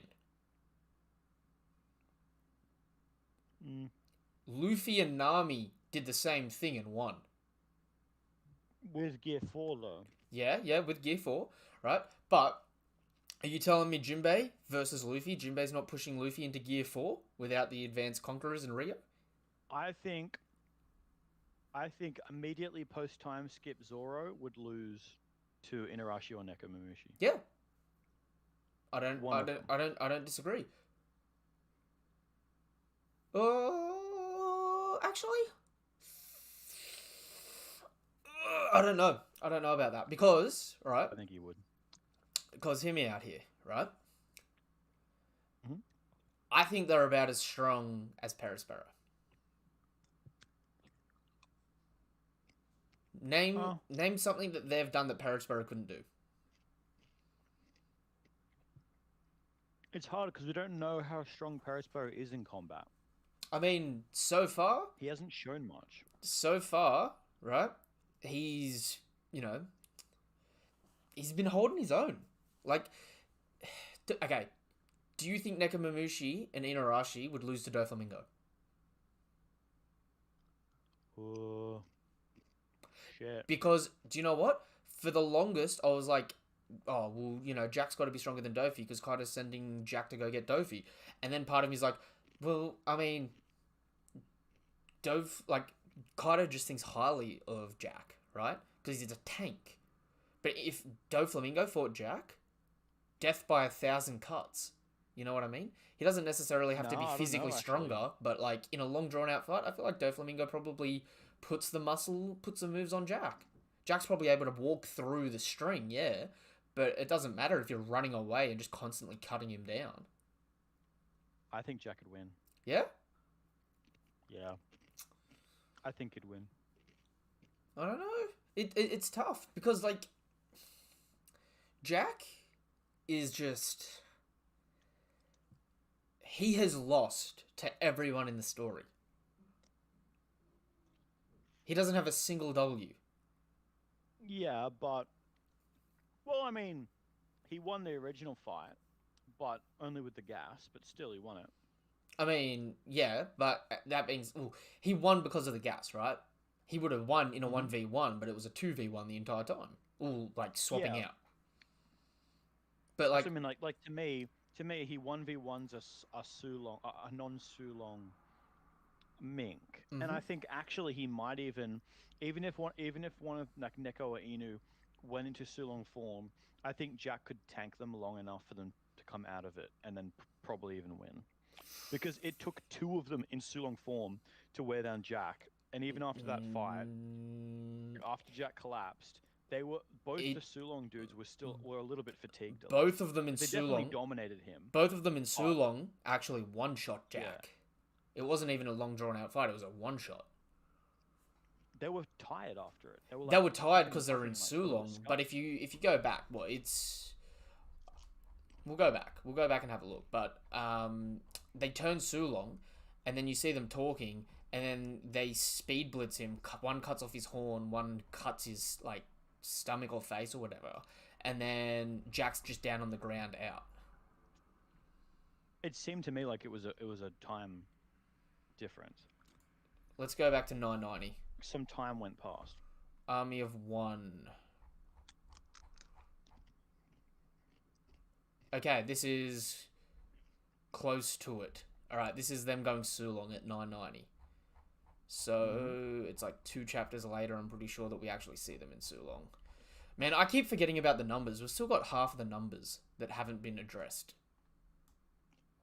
True. 992. Because I mean, like Perospero versus Doflamingo. Please tell me you think Doflamingo's beating Perospero. It's hard because we haven't seen. The thing is, so I see Doflamingo as a better combatant than Perospero, but Perospero's bounty I feel like could speak for itself. We just haven't seen him fight someone strong. True, but So I think Perospero could just turn out to be really bloody strong, but so far what I've seen, I would expect Dofi to be able to win. I think he's strong for sure. But like, if we're giving Dofi a new bounty, right? I'm probably giving him a Billionberry bounty, no different to Jack. But the difference is Jack's. You don't reckon? He can't because he'd lose to Cracker and he'd lose to Smoothie, and they're not even close to a bill. Okay, but does he beat? Like, giving him a $1 billion bounty is like him and Katakuri would be a close fight. I mean, I don't know I just because don't think I so. think the I think big mum pirates are undervalued because they don't kill. nah. They don't really kill. They I decimate, don't but they think don't they kill. are. I think the Blackbeard Pirates might be overvalued, but the thing is like Blackbeard's bounty, for example, is only like 2.2 bill or something like that, right? Yeah. Like a Yonko could stomp a first division commander, in my opinion. Like One shot. absolutely stomp them. Yeah. Oh. So like, yeah, I don't know. Like I don't see Katakuri coming anywhere close to beating Blackbeard. Okay. Let's just address a little thing for a second then. For the longest, I would agree that Yonko one shots a first division commander, but now I'm sort of like, okay, well, do they, or was Luffy just not first division commander level at Wano? You know what I mean? Like, is Kaido one shotting Jack? Is Whitebeard one shotting Marco? Is Blackbeard one shotting Shiryu? Is Shanks one shotting Ben Beckman? You know what I mean? Like, So Shanks and Ben Beckman are different. It's tough with Marco because of his fruit, yeah. but I think any Yonko can one shot, except for Blackbeard. I think Blackbeard will easily win, but I don't think Blackbeard will one shot. I think any Yonko other than Blackbeard could one shot Cat. And King, probably. Except we haven't seen enough from King yet. Oh, but I'll dude, just say, King so far is just the biggest letdown of a first commander. Yeah. Okay. I don't know, like, I'm still holding out hope that that Kaido's commanders are worth their bounty. Okay, so I've got the panel up, right? Nekomamushi and Unarashi transform. They charge in at Jack. One cuts his tusk, one scratches his eye. Jack falls to the ground as they've speed bits past him, and then Kaido says, "Jack, go inside, you're done." So it's a one shot when they're both in Sulong. But like Jack's still good, he's just sort of relieved of duty. He just falls over though. That's not what I saw. I thought it was a little bit of a time difference. Because it seemed like they were like, okay, let's fight. and then a little bit of time went past, and they skipped back to the top. Because the thing is, like Kaido says to him, like, "All right, Jack, you're done. Take a break. It's not because you're weak; it's just because they're strong." To me, I don't think I'd ever say that to someone if they literally got one shot. I wouldn't be like, "All I right, buddy, take a mean, break. It's just because I they're don't. strong. Don't feel bad about yourself." I would be like, "Damn, you got one shot. Holy shit! All right, I'll take over, I guess." Like, I wouldn't really No, try to save it's his it's pride it's because you didn't see him fight well. it's instantaneous. Oh, I mean, he was taking on the entire Mink army in Sulong before that. Yeah, yeah, So it's like he's taking on the entire Mink army in Sulong. He beats them pretty much all down. Um, then what's his name? Kinemon goes to make a move. yeah. Then ooh, so Kinemon goes to make a move. It's in 989 it starts. Okay? Yeah. So if you go to 989, um, they're doing their shit, right? Everyone's fighting, everyone's beating up people. Oh, maybe I got the chapter wrong there. Where is it? I just had it up before. Maybe I'm just not thinking straight. Okay. Good day. Yeah. So in 990, you've got all the Sulong Minks fighting one of the numbers and Jack while Kaido watches, right? Kinemon goes to make a move to draw his sword. Nekomamushi and Inuarashi transform and they say, hold on, right? Then nothing more of them that chapter. And we do that time dilated thing where we have Luffy fighting one of the numbers, and then it cuts back again in time to X Drake fighting Who's Who and Queen, and then it all syncs up in like the same second right at the end of the chapter after like they've gone back in time a few times, if that makes sense. Right. As if that was all happening all at once. Then in 991, which is the chapter after, so in 990, Nekomamushi and Inuarashi transform, and then they start speed blitzing towards Jack. 991, we cut from what's happening downstairs back to Jack. His tusk's been cut off, his eyes scratched, and he's fallen down. And it looks like literally Nekomamushi and Inuarashi just speed blitzed past him, both cut him, landed on the other side of him. They're in Sulong. They're not even tired at this point, actually. And then Kaido's like, Jack, you're relieved of duty. And then Nekomamushi and Inuarashi and Sulong fight Kaido. Okay. But it's a bit different reading it to week, because it makes it feel like it goes for a lot longer than just that. You know what I mean? Yeah, right. But, like, that being said, it's like Perospero is probably around where those minks are in terms of strength, but I still feel like none of them are sort of warlord level, really. Except for maybe like Moria and Crocodile, but they are also sort of the weakest two warlords. Yeah, right. Because like Perospero, in terms of like combatability, right? That level, yeah, is no different to what we saw of Kuma pre-time skip. Like, you can assume they've got Haki, but they never really use it. They're just a Devil Fruit based attacker. And they're in that, like, high quality range of ability. You know what I mean? So it's like, right. To me, the scabbards, right? The strongest scabbard is Shutenmaru, who's 3rd commander level in swordsmanship. Right?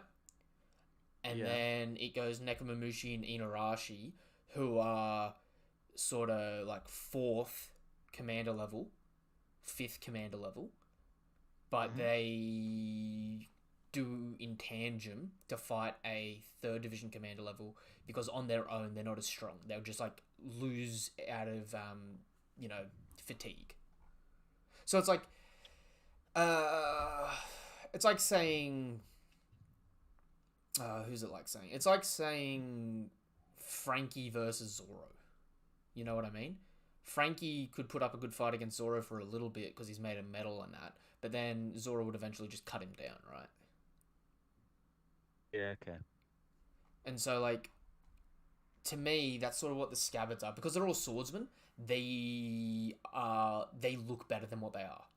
You know what I mean? Like, you know how swordsmen in One Piece always like they get gassed crazy. Yeah. Yeah. So it's like they all seem better than they are. Like, remember when Shootenmaru cut Jack's sword in half and like cut across Jack's belly? And it was like, oh my god, Shootenmaru was gonna win that fight for sure. But then it's like, I mean, was he? Because it's like Jack's a tank. He got cut once. We've seen him get cut multiple times, and it doesn't stop him fighting. Sure. So it's like you got one hit on him, right? And he just didn't get a hit on you. And that's because we know Shootenmaru has Rio, and Jack probably doesn't. Yeah, but I mean, like, if you are gonna guess either way, you're always gonna go with Whoever- Shikamaru in that case, right? Yeah, because he had the better showcase, because he landed an attack Yeah. where Jack didn't, right? Yeah. But, like, at that point in time, it was also a clash. Like, it was like a 2-second altercation, which is like in One Piece. Sometimes that's all you get. So you're sitting there jonesing for a fix, just like, come on, man, just show me who has a better half, please. But on the other on the other half, it's just sort of like, dude, it was 2 seconds in a drawn out fight. That's very different. Like, you got to think, Sanji versus Virgo, right? In the first 2-second clash of that, Sanji was decimating Virgo. And then Virgo got one attack in, Sanji wasn't really expecting him to hit that hard, and it broke Sanji's leg. You know what I mean? Yeah. You could say that Virgo would have decimated Sanji there, or you could say that Sanji kicked this dude flying into a wall and was like, ugh, he's nothing special. This dude attacked Sanji, and Sanji's just like, yeah, okay, I'll block it. Severely underestimated how strong this guy is, and got his leg mangled. Yeah, that's true. That's possible. So you're like, I don't know, like, to me, Dofi and Boa are like if I gave the Warlords new bounties, right? Dofi and Boa are the people that are sitting at a bill flat. Because they've got all 3 types of Haki, they've got a busted Devil Fruit each, and they know how to fight. But none of them go past that. Because they're just, like, even Boa, right? Boa is part of the Kujas. We know the Kujas have Rio. So there's nothing to say that Boa doesn't have Rio. Is there? Yeah, true. But I'd still put her at that billion berry mark, because it's like, having a broken Devil Fruit, having all 3 kinds of Haki and 1 advanced Haki, it's, like, really good. But then when you get to some of these other higher-ups, it's like, you have an ability that negates everyone else's ability, like Marco. Like, that's where the jump is. It's like, a billion berries to me, like, that like, you know, low billion berry mark is like, I've got all 3 types of Haki and a broken fruit, and I know how to fight. You know what I mean? Yeah, true. And then when you get to the 2 billion range, it's like, yeah, I've got all 3 types of Haki, busted fruit, and some major thing that puts me, like, some major defect that puts me above everyone else. And then the 4 billion range is, I just have everything. Just, you know, hit scrap, like, just give me a cocktail of abilities and I'll figure it out. I'll use them whenever I figure out that I can use them. You know what I mean? Yeah, yeah. Because it's like, if we're looking at it, right, if you've got Katakuri at a bill 78 mil, or 78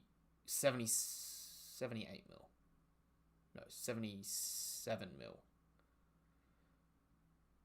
Yeah. 1 bill 76 mil. 77 mil, whatever it is, right? Okay. Then Smoothie is the 940 mil range. So there's no difference between Smoothie being a billion or not there, really, is there? Like, No. 60 mil difference? Is that really that far when you're at that level? Yeah, I get ya. And then Cracker's 860 mil. So he's 140 off a bill. You know what I mean? Yeah. It could just be like as simple as, I mean, you do, like, we do know that the Marines don't even know Cracker's true identity. So it's like he's not very active. So why give him a billion berry bounty? He's close enough to it that you know he's in that range, but it's like the dude doesn't do much. Big Mum sort of stays to her islands and just makes her little deals and just picks on rookies. Whereas like the Beast Pirates are just like warmongers. So you give them a tack on 300-400 mil for all of their major exploits of trying to just be like terrible people. Like, I don't know. It's hard because like you could look at all the scabbards being from like as a swordsman flying 6 to Perispero. You know what I mean?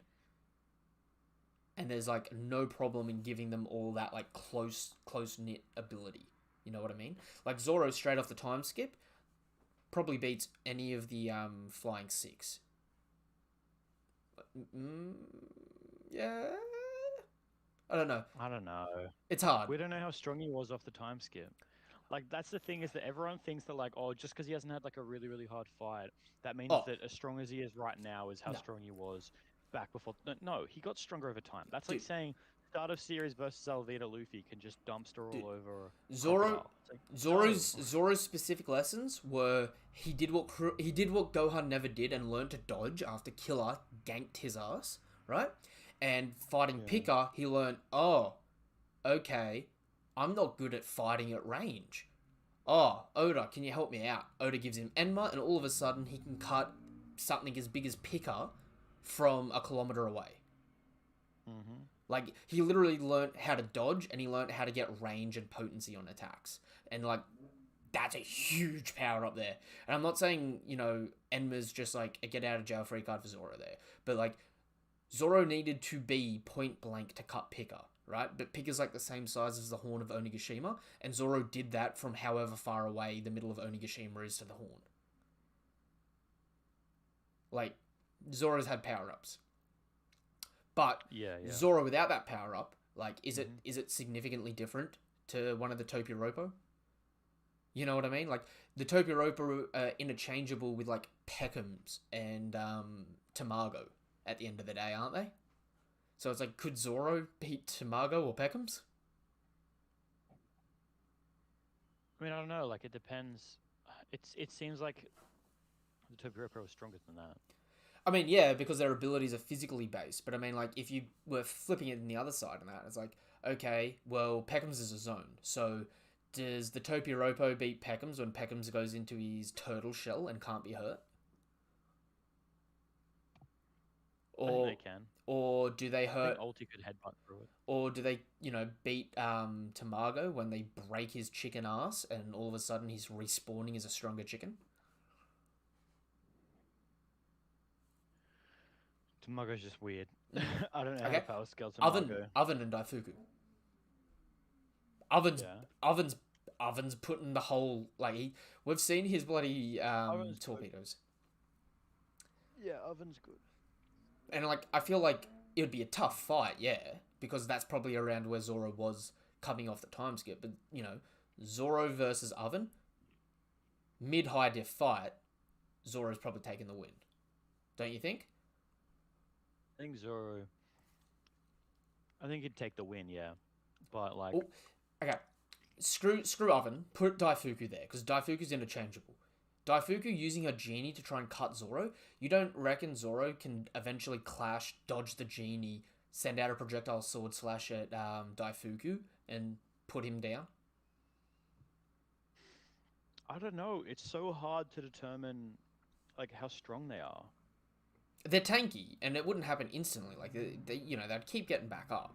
It'd be a tough fight. But, like, to me, that's sort of the range that they were around. Like, it's hard, right? Because the 300 mil range is sort of like... The 300 mil range in One Piece, pre-time skip, was, like, unfathomable. Post-time skip, it's like, if you're not in the 300 mil range, you're sort of fodder. And if you're above the 300 mil range, you're a commander. And that's the threshold. Yeah. Yeah, I could see that. And, like, fourth and fifth commanders, they're just like a little bit stronger in that 300 mil range, but they're also like they're not gonna block an admiral, really. You know what I mean? Like, do you see Perospero blocking Akainu? No. Do you see Perospero like hurting Aokiji, Akainu, Kizaru, or Fujitora if he caught one of them off guard? Or do you reckon they would never be in a situation where they're caught off guard by that little candy licking fella? I mean, I could see him like maybe jumping one of them, but I don't know. The hard thing with Perospero is I just don't know how strong he is, because his bounty is pretty good. No, okay. He's really confident around really strong people. Like, he's very confident around strong people. You've got to be, Which makes me and think I that think he's strong. I actually think he's strong. I just think we've been misguided, because pre-time skip and up until now, when we've fought warlords, right, the bounties we've been given for warlords are heaps lowballed because they're frozen, yeah? But if you unfroze all their bounties, right, I reckon they're around that 700 mil range or up.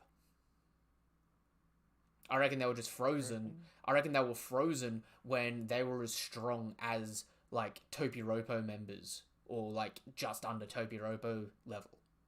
And that's when they were recruited. You know what I mean? Like,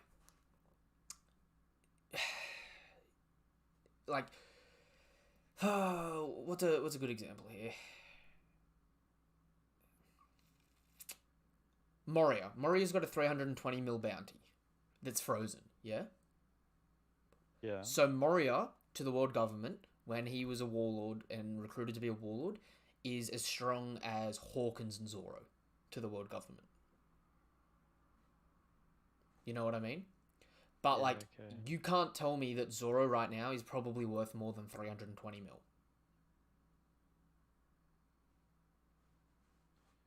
Yeah, I don't know.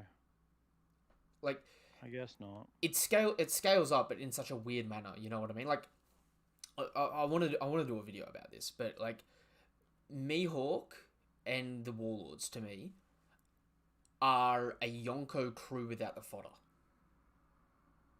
If that makes sense. Yeah. Okay.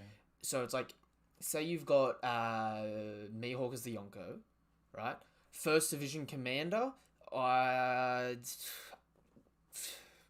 put Weevil, right? Just for argument's sake. Because we don't know how strong he is, but I don't necessarily say any of the other warlords are first commander level, yeah? Yeah. Then Boa is second commander, Dofi is third commander, or Jinbei is third commander. You know what I mean? It's like, it's pretty roughly in line with how strong they are, yeah? Yeah. So it's like, to me, Perospero's just under that threshold, but he's been in the game so long that his bounty just kept going up, but he's also got the confidence. And, like, it's warranted. Like, to me, Perospero's, like, who's who. You know what I mean? Like, Perospero could fight against Jinbei. He's gonna lose against Jinbei, but he could fight against Jinbei and, like, talk crap while he's doing it. Yeah. I don't know. It's... yeah. Power scaling really shifted in One Piece once it hit, like, the new world. You know what I mean? Once everyone started getting Haki, it sort of just made everything pre-time skip, like, you were fodder. Yeah. At this point, I'm just kind of like, just tell me, like, Oda, just tell me who's stronger than who. Like, I mean, dude, I don't have to think. the worst one for me for power scaling, right, is X Drake. It's like, Yeah. because pre-time skip he was a rear admiral, right? Yeah. Like, you're telling me if Luffy was in the Marines pre-time skip, he's a rear admiral. All right, that's a definitive, like, sort of scale. It's like a relatable scaling there, yeah. So then X Drake post time skip and Luffy post time skip, like, fresh off the bat. Yeah. You're probably telling me they're Vice Admiral range, same as Smoker. We do know that there's sort of like subcategories in the Vice Admiral where you've got like Vice Admirals and then a commanding Vice Admiral that like oversees lower Vice Admirals. You know what I mean? Yeah. So it's like, it's like, do they take a step up there and then the next step after that's Admiral level, isn't it? Like, it's hard. Because, like, I don't know. It's weird. X Drake is just sort of like I expected to see more of him by now. You know what I mean? I expected to see like him actually hurt someone. You know what I mean? Without Yeah. just biting them. Like I think X Drake died to me a little bit when he clashed against Apu and was like actually scared, and when he was like when Zoro one shot Apu or like did the lion song on Apu, I was just like, X Drake, what you doing? What you doing, fool? You got a battle. You got a four-sided battle axe and like a rapier javelin, and you're shook that a dude just snuck up behind this dude and cut him down. You're an ancient zone. Apu should have no physical ability to block you. You should just be overwhelmingly disarming the dude. I don't care if he's got two joints to like soften the blow. You should just be belting over and over and over and over and over. And Apu should just be like, oh no, my arm, it's broken in 6 spots. You know what I mean? Yeah, that's true. I don't know. It's hard. I tell you what though, I'm just sitting here frozen looking at Juki, one of the numbers laying on the ground. He is a big fella. The numbers are big units, man. I would love to see the numbers versus I'd love to see the numbers versus the giant squad for the Marines. Yeah. I reckon that would be a cool matchup, don't you? It'd be good to see the numbers with intelligence. Like one of them, there's like a leader, and he's like an intelligent number. That definitely would be sick to see. Okay, so chapter 1010 is when Luffy starts putting the work in on Kaido at the end of it, and he tells the people to go down, and then Luffy's Big Mom's cat like caught down in the ocean. Yep. Do you reckon the Big Mom pirates are going to make their way back into the story for the war? I really don't know, hey. Like, where are they? I mean, they're not in Wano, they're underneath, but they should be able to get in. You know what I mean? Like, yeah.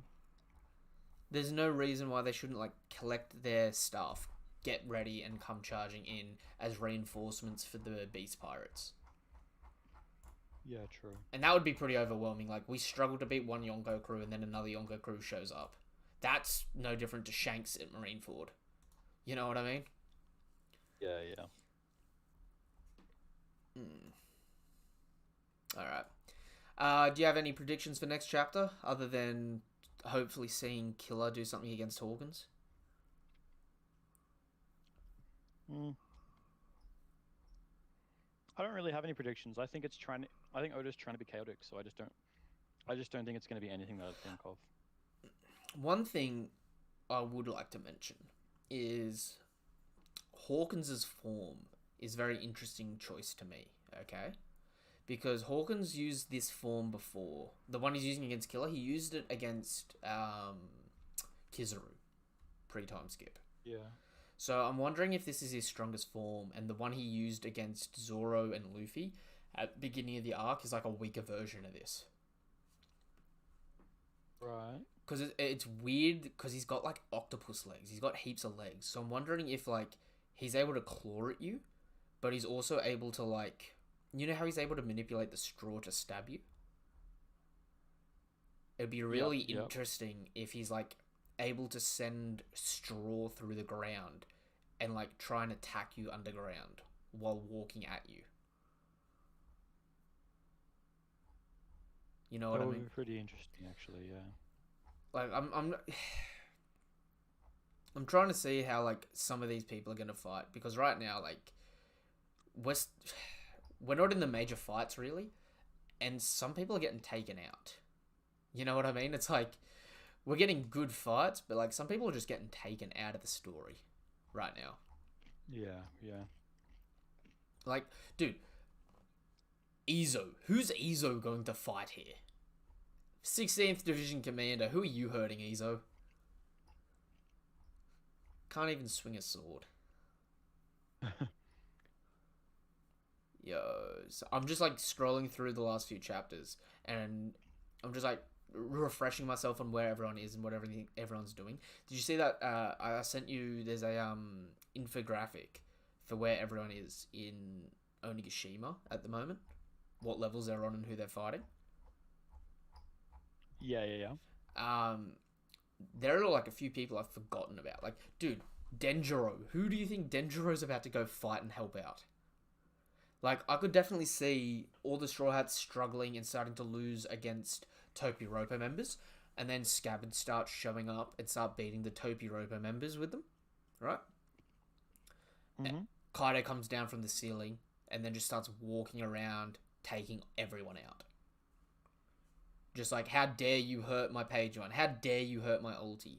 I'd love to see Denjiro go help Frankie against Sasaki, and Sasaki like get heaps infuriated, being like, dude, we were drinking buddies and you backstabbed me. I'm not standing for this. Yeah, right. Alright. I think I've said everything I need to say about this chapter at the moment. I've gone on a fair few rants. What about you? Yep, I think we're good. I think we're we're waiting good. for 2 weeks and ready for the next one. With next week being a break, might try to organise a stream doing something next week.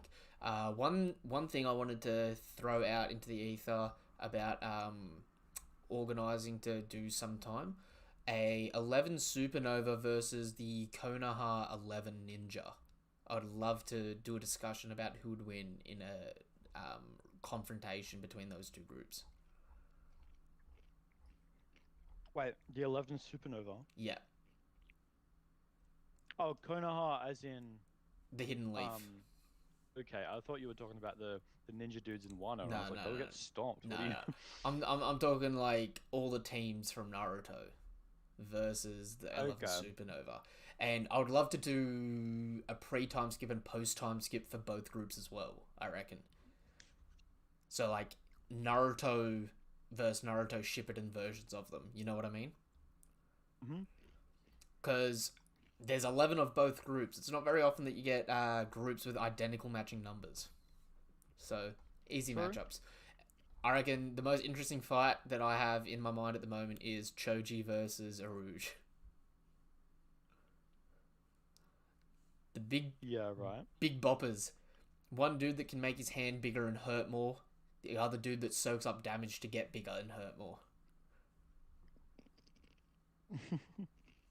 I don't know. I reckon that's a good matchup. Although, I don't know how the hell we would scale a poo. Because, like, you know how a poo's supposed to be a glass cannon? Whereas, like, if you can hit him while he's attacking, you win. Yeah. That's kind of thrown out the window because he's got, like, durability, like, third only to Zoro and Kaido. Dude has taken one shot after one shot after one shot this arc and keeps getting back up just like, oh, why do you keep hitting me? I mean, here's the thing. To be honest, like, Naruto characters just aren't that strong. They go out there and say it. They do damage. To One Piece characters, they're just not that good. They do damage, but they don't. They do damage, but they just don't have the durability. But, see, when you say they do damage relative to like fodder. Like if you're talking about like somebody who has the 10 tails, or like someone who's a Jinchuriki, or like Sasuke or something. But like everyone else does nothing, man. Like Kiba has like just a big dog.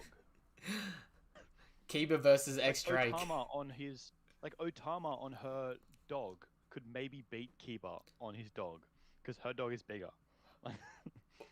Oof, poor Kiba. The man that was a rival to the Hokage. That's a big oof. Mm-hmm. Ooh. I mean, that dog took a headbutt from ulti and didn't get one shot, whereas like relative like that headbutt against Luffy actually kind of hurt, and we've seen Luffy's durability. Like, true, we've seen how hard you have to hit to actually hurt him. So that dog is tanky. I just imagine it's a 10v10, and then sitting at the either side of the of the fight, you've got Shikamaru and Law staring each other down, just like, I'm gonna out chess move you. No, I'm gonna out chess move you. Oh, you're gonna move here. I'm gonna move there. You just fell for my trap. Ha ha ha! I wanted you to fall for my trap because it was really a bigger trap. Ha ha! I can just imagine the big There's another brain thing. myths. Physical strength. The characters in One Piece have so much physical strength that they will literally just walk through the shadow paralysis jutsu. They will literally just walk through it.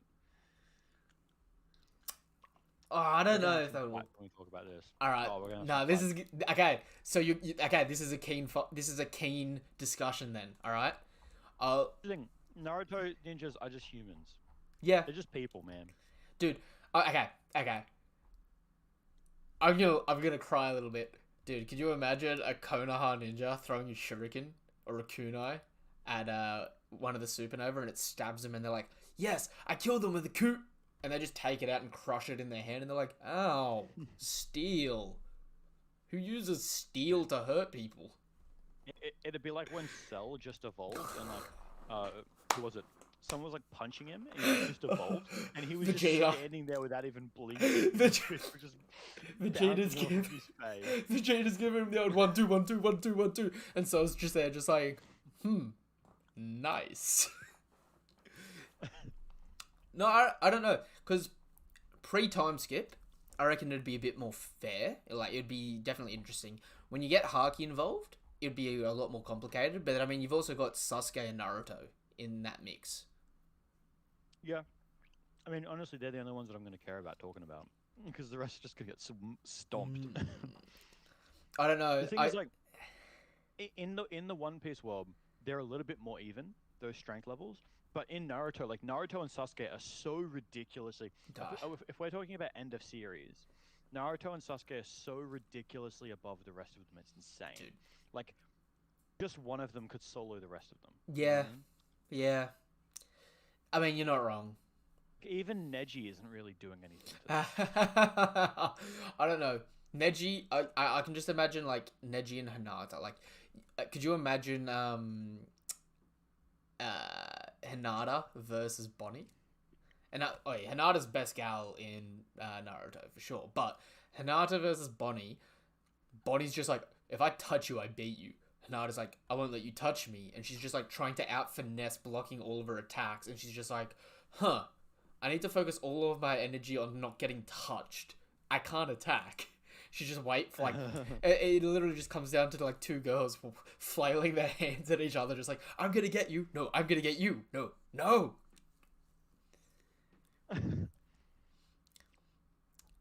Yeah, that'd be pretty funny. Like, yeah, it's hard. It'd be. The thing is like, I mean, the Konoha ninjas. I think the big discussion is what's the difference between perception haki and like Byakugan / Sharingan. That'll be okay. We'll save it for then. But what I will say is, I reckon the ninjas have better teamwork, off cuff. I'd agree with that.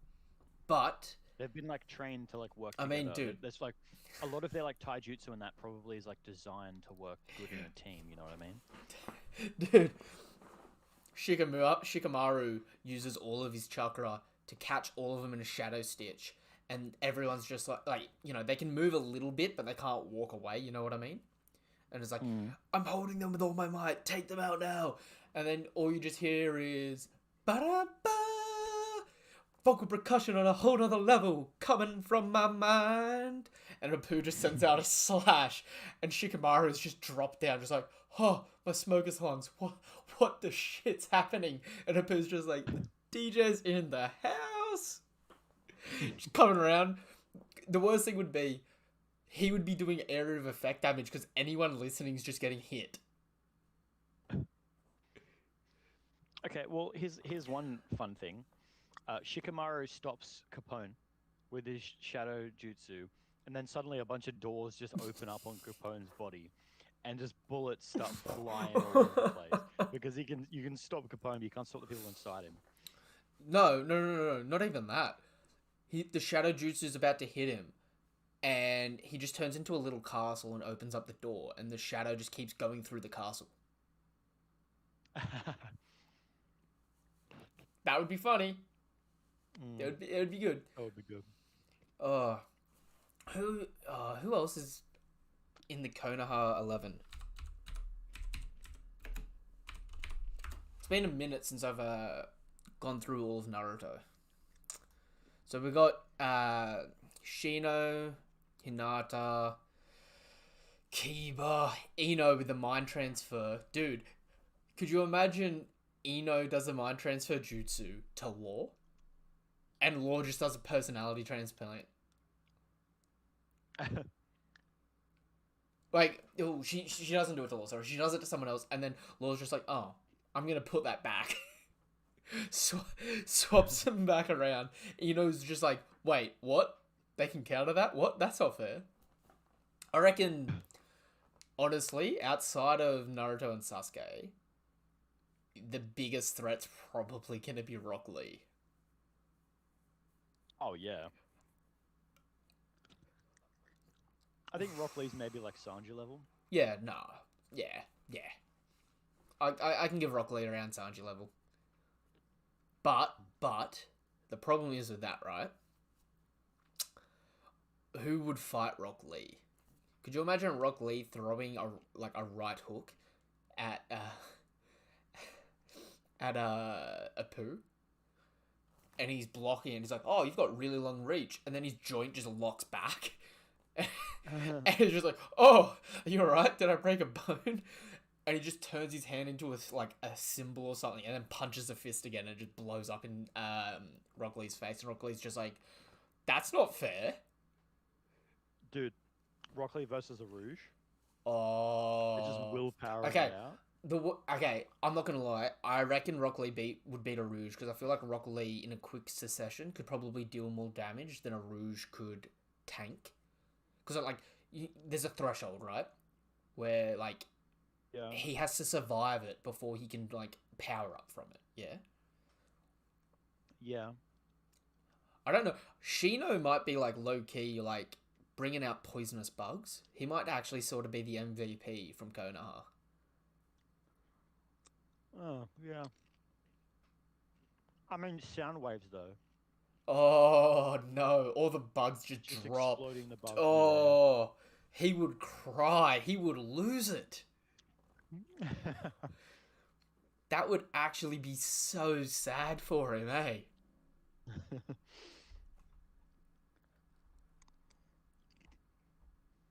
Do you know what's sad? Hang on. I think I've got yeah, I've got Boruto Boruto mangas over in the corner, right? They have in them power rating cards, right? Mm-hmm. Do you know how whack they are? They give numerical data for how strong each of the Konoha ninjas are, and they're just I've seen that, and it's super whack. Yeah, 100%. Hang on, give me a second. I can't find it online. I'll get one.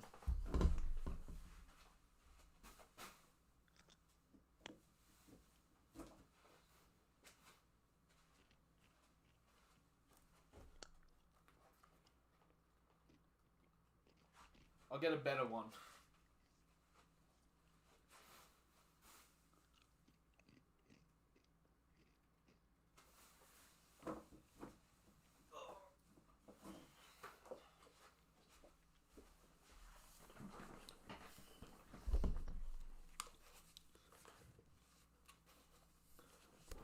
Right. So, their powers. You know how whack. I've seen heaps of YouTubers say that they like Naruto because it has such good power scale. It's so easy to power scale. It's bro, people in the top levels in the same fight will block a kunai because they don't want to get hit by it, and at the same time they'll take a Rasengan to the face and get back up. Mm-hmm. When a Rasengan in normal Naruto was supposed to one hit any S rank ninja. Yeah. And they'll literally just take one of the or a tail beast bomb.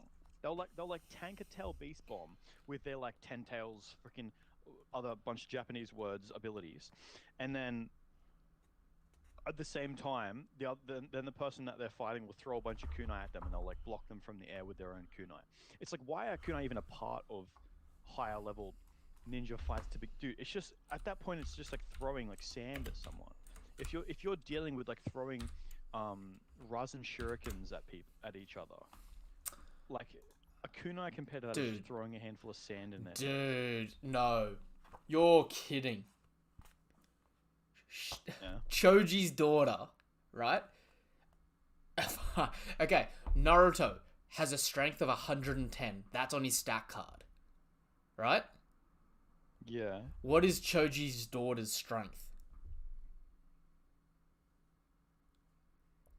I don't know. Give it a numerical value if Naruto's 110. Oh shit! Is it gonna be like 80 or some shit? If Naruto's 110, it should actually be like 20. Like 20? Try 150. 150. In the official data book. Well, not even a data book. In the official volume of Boruto. It's bonkers. Dude. That is bonkers. She... I know that she has that like butterfly form, which they just somehow that's always been a thing, and Choji Okay. always had it, But even still, though we never used it. that means Choji But that is doesn't stronger make than her Naruto. stronger than- Yeah. Dude, okay. What is Sakura's? Sakura's is here. Her strength. She's supposed to be the strongest physical combatant, right? Or one of? Her strength is 100. No. No. Dude, that is... Dude, 500 Sakuras couldn't beat Naruto. Literally, Naruto would just shadow clone jutsu, and every single shadow clone that he sent would be able to beat a Sakura. I don't know how this turned into a Naruto power scaling stream. But, okay, we're going to have to do another video on this, because this actually needs addressing. Konohamaru has a strength of 160. Naruto is 2/3 of a Konohamaru. Maybe they just put like when they originally made it, like Naruto was 110 because 100 was meant to be like The top? the best. Yeah. And then eventually they just kind of started arbitrarily doing random numbers, and they forgot about what they gave Naruto. Dude. And now they've just gotten to this point. Sarada has 160. Sarada is stronger than her mum, according to this. Yo, bro, no. I think Sarada could be stronger than her mum when she's older. Yeah, I'm talking like a kid. I And don't know where she is in the do current you Boruto think current Sarada is stronger than Nine Tails Naruto? Because that's what this is saying. Yo, Naruto Dude, is... There's literally a scene in Boruto where Naruto is surrounded by like Jonin, are they called? He's like surrounded by top tier ninja, and they're all like casting like a sealing jutsu on him at the same time, and they're just not able to seal him. And he's like training them so that if anything bad ever happens to the Leaf Village, they can like seal they can like seal someone that's like really powerful. And like they literally all fail, and they're like all laying on the ground like exhausted. He's just like, I'm disappointed. So Naruto's chakra is unmeasurable. Sasuke's chakra is 200. Naruto's strength is 110. Sasuke's strength is 130. No wonder he's popping shadow clones every time he clashed against Naruto. Each punch is doing more than Naruto's HP. Oh, dude, this is actually trash. Sasuke's intelligence is 100. Naruto's intelligence is 90. Okay, what is... Who's this? Oh, I'm not even sure who that is. Dude. Oh, this is disgusting. This is disgusting. Oh no. Alright. Look, we're gonna wrap the stream up here, yeah? I can't be doing this. I gotta go to the bathroom. I can't be looking at these for much longer. This is gonna kill me. Puppet weapons. Who are they? Oh yeah. No, I know them. Dude, these And these are in the official manga. Do you know how bad that is? That the official manga is saying that this is the new power scaling. Boruto's Dude, the Boruto. guy that wrote Naruto is just coming up with words and just being like, it's a new power, and that's like all he does for the whole show, like the whole series. Dude, Boruto has 10. So Naruto and Boruto have equal stats, except Naruto has unlimited chakra, according to the stats, or unknown chakra. But Boruto's 10% more perceptive and 10% more stronger. Isn't Boruto like more of an arrogant idiot than Naruto is? Yeah. That's why his negotiation is lower than Naruto's, because talk no jutsu. That's the thing with Boruto. It's like he's all the negative sides of Kid Naruto, but like with added privilege. You know what I mean? Like, sure, his daddy wasn't home, but he got everything, man. Like, Naruto had like nothing but a granddad, and the granddad was the Hokage, and the granddad didn't do fucking anything for him. That's like Naruto literally lived on his own off of ramen noodles. That's the point, though. Naruto's a story of a boy that had nothing gaining something. Boruto's a story of a guy that had everything and was gonna lose it all. Yeah, but he's a guy that has everything and just fucking whinges. Mm-hmm. To be fair, in the manga, I absolutely love the Boruto manga. It's actually really enjoyable. Yeah, I just think the anime is garbage. Yeah, well, the anime. I see how the manga would come off better. The anime's pretty much only just come out of filler. Yeah. Like, the entire story of the anime has essentially just been filler. Dude, they were fighting someone from like Kurama's race, and like Boruto and Sarada were like 2v1ing them like relatively well. Mm-hmm. And it's like, dude, that person would just snap both of your necks in half a second. They would just become a blur and then just pass you, and your necks would be the other way around. Like, there's no fighting against someone like that. Like, it's insane. No. Couldn't Kurama like one-shot Madara? Like, no, because remember, Madara made Kurama his Biosh. oh, I mean like base form Madara, not Ten Tails. That's fair enough. Madara still got him with the bloody Sharingan. I need to read Naruto again. I love that series.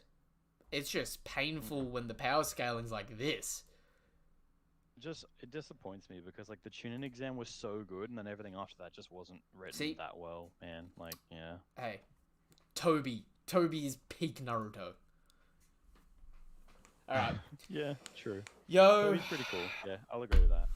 All right, gonna wrap the stream up. Thank you. They do have some good. Oh yeah, sorry. No, that's all good. No. Well, yeah. Hey. By the sounds of it, we're about to have a Naruto power scaling stream coming up, so let's go for it, you know? Alright, cheers for anyone coming by, watching the stream, much appreciated, much love, alright? You know what you can do to help out the channel, all the good stuff, subscribe to the channel, hit the bell icon for more notifications for content like this, alright? Give the video a thumbs up, hit us up in the comment section down below what you think's going to happen in One Piece chapter 1014, and what you think's going to happen going forward past that in the future. All right, much appreciated. Like I said, until next time, peace and have a good one.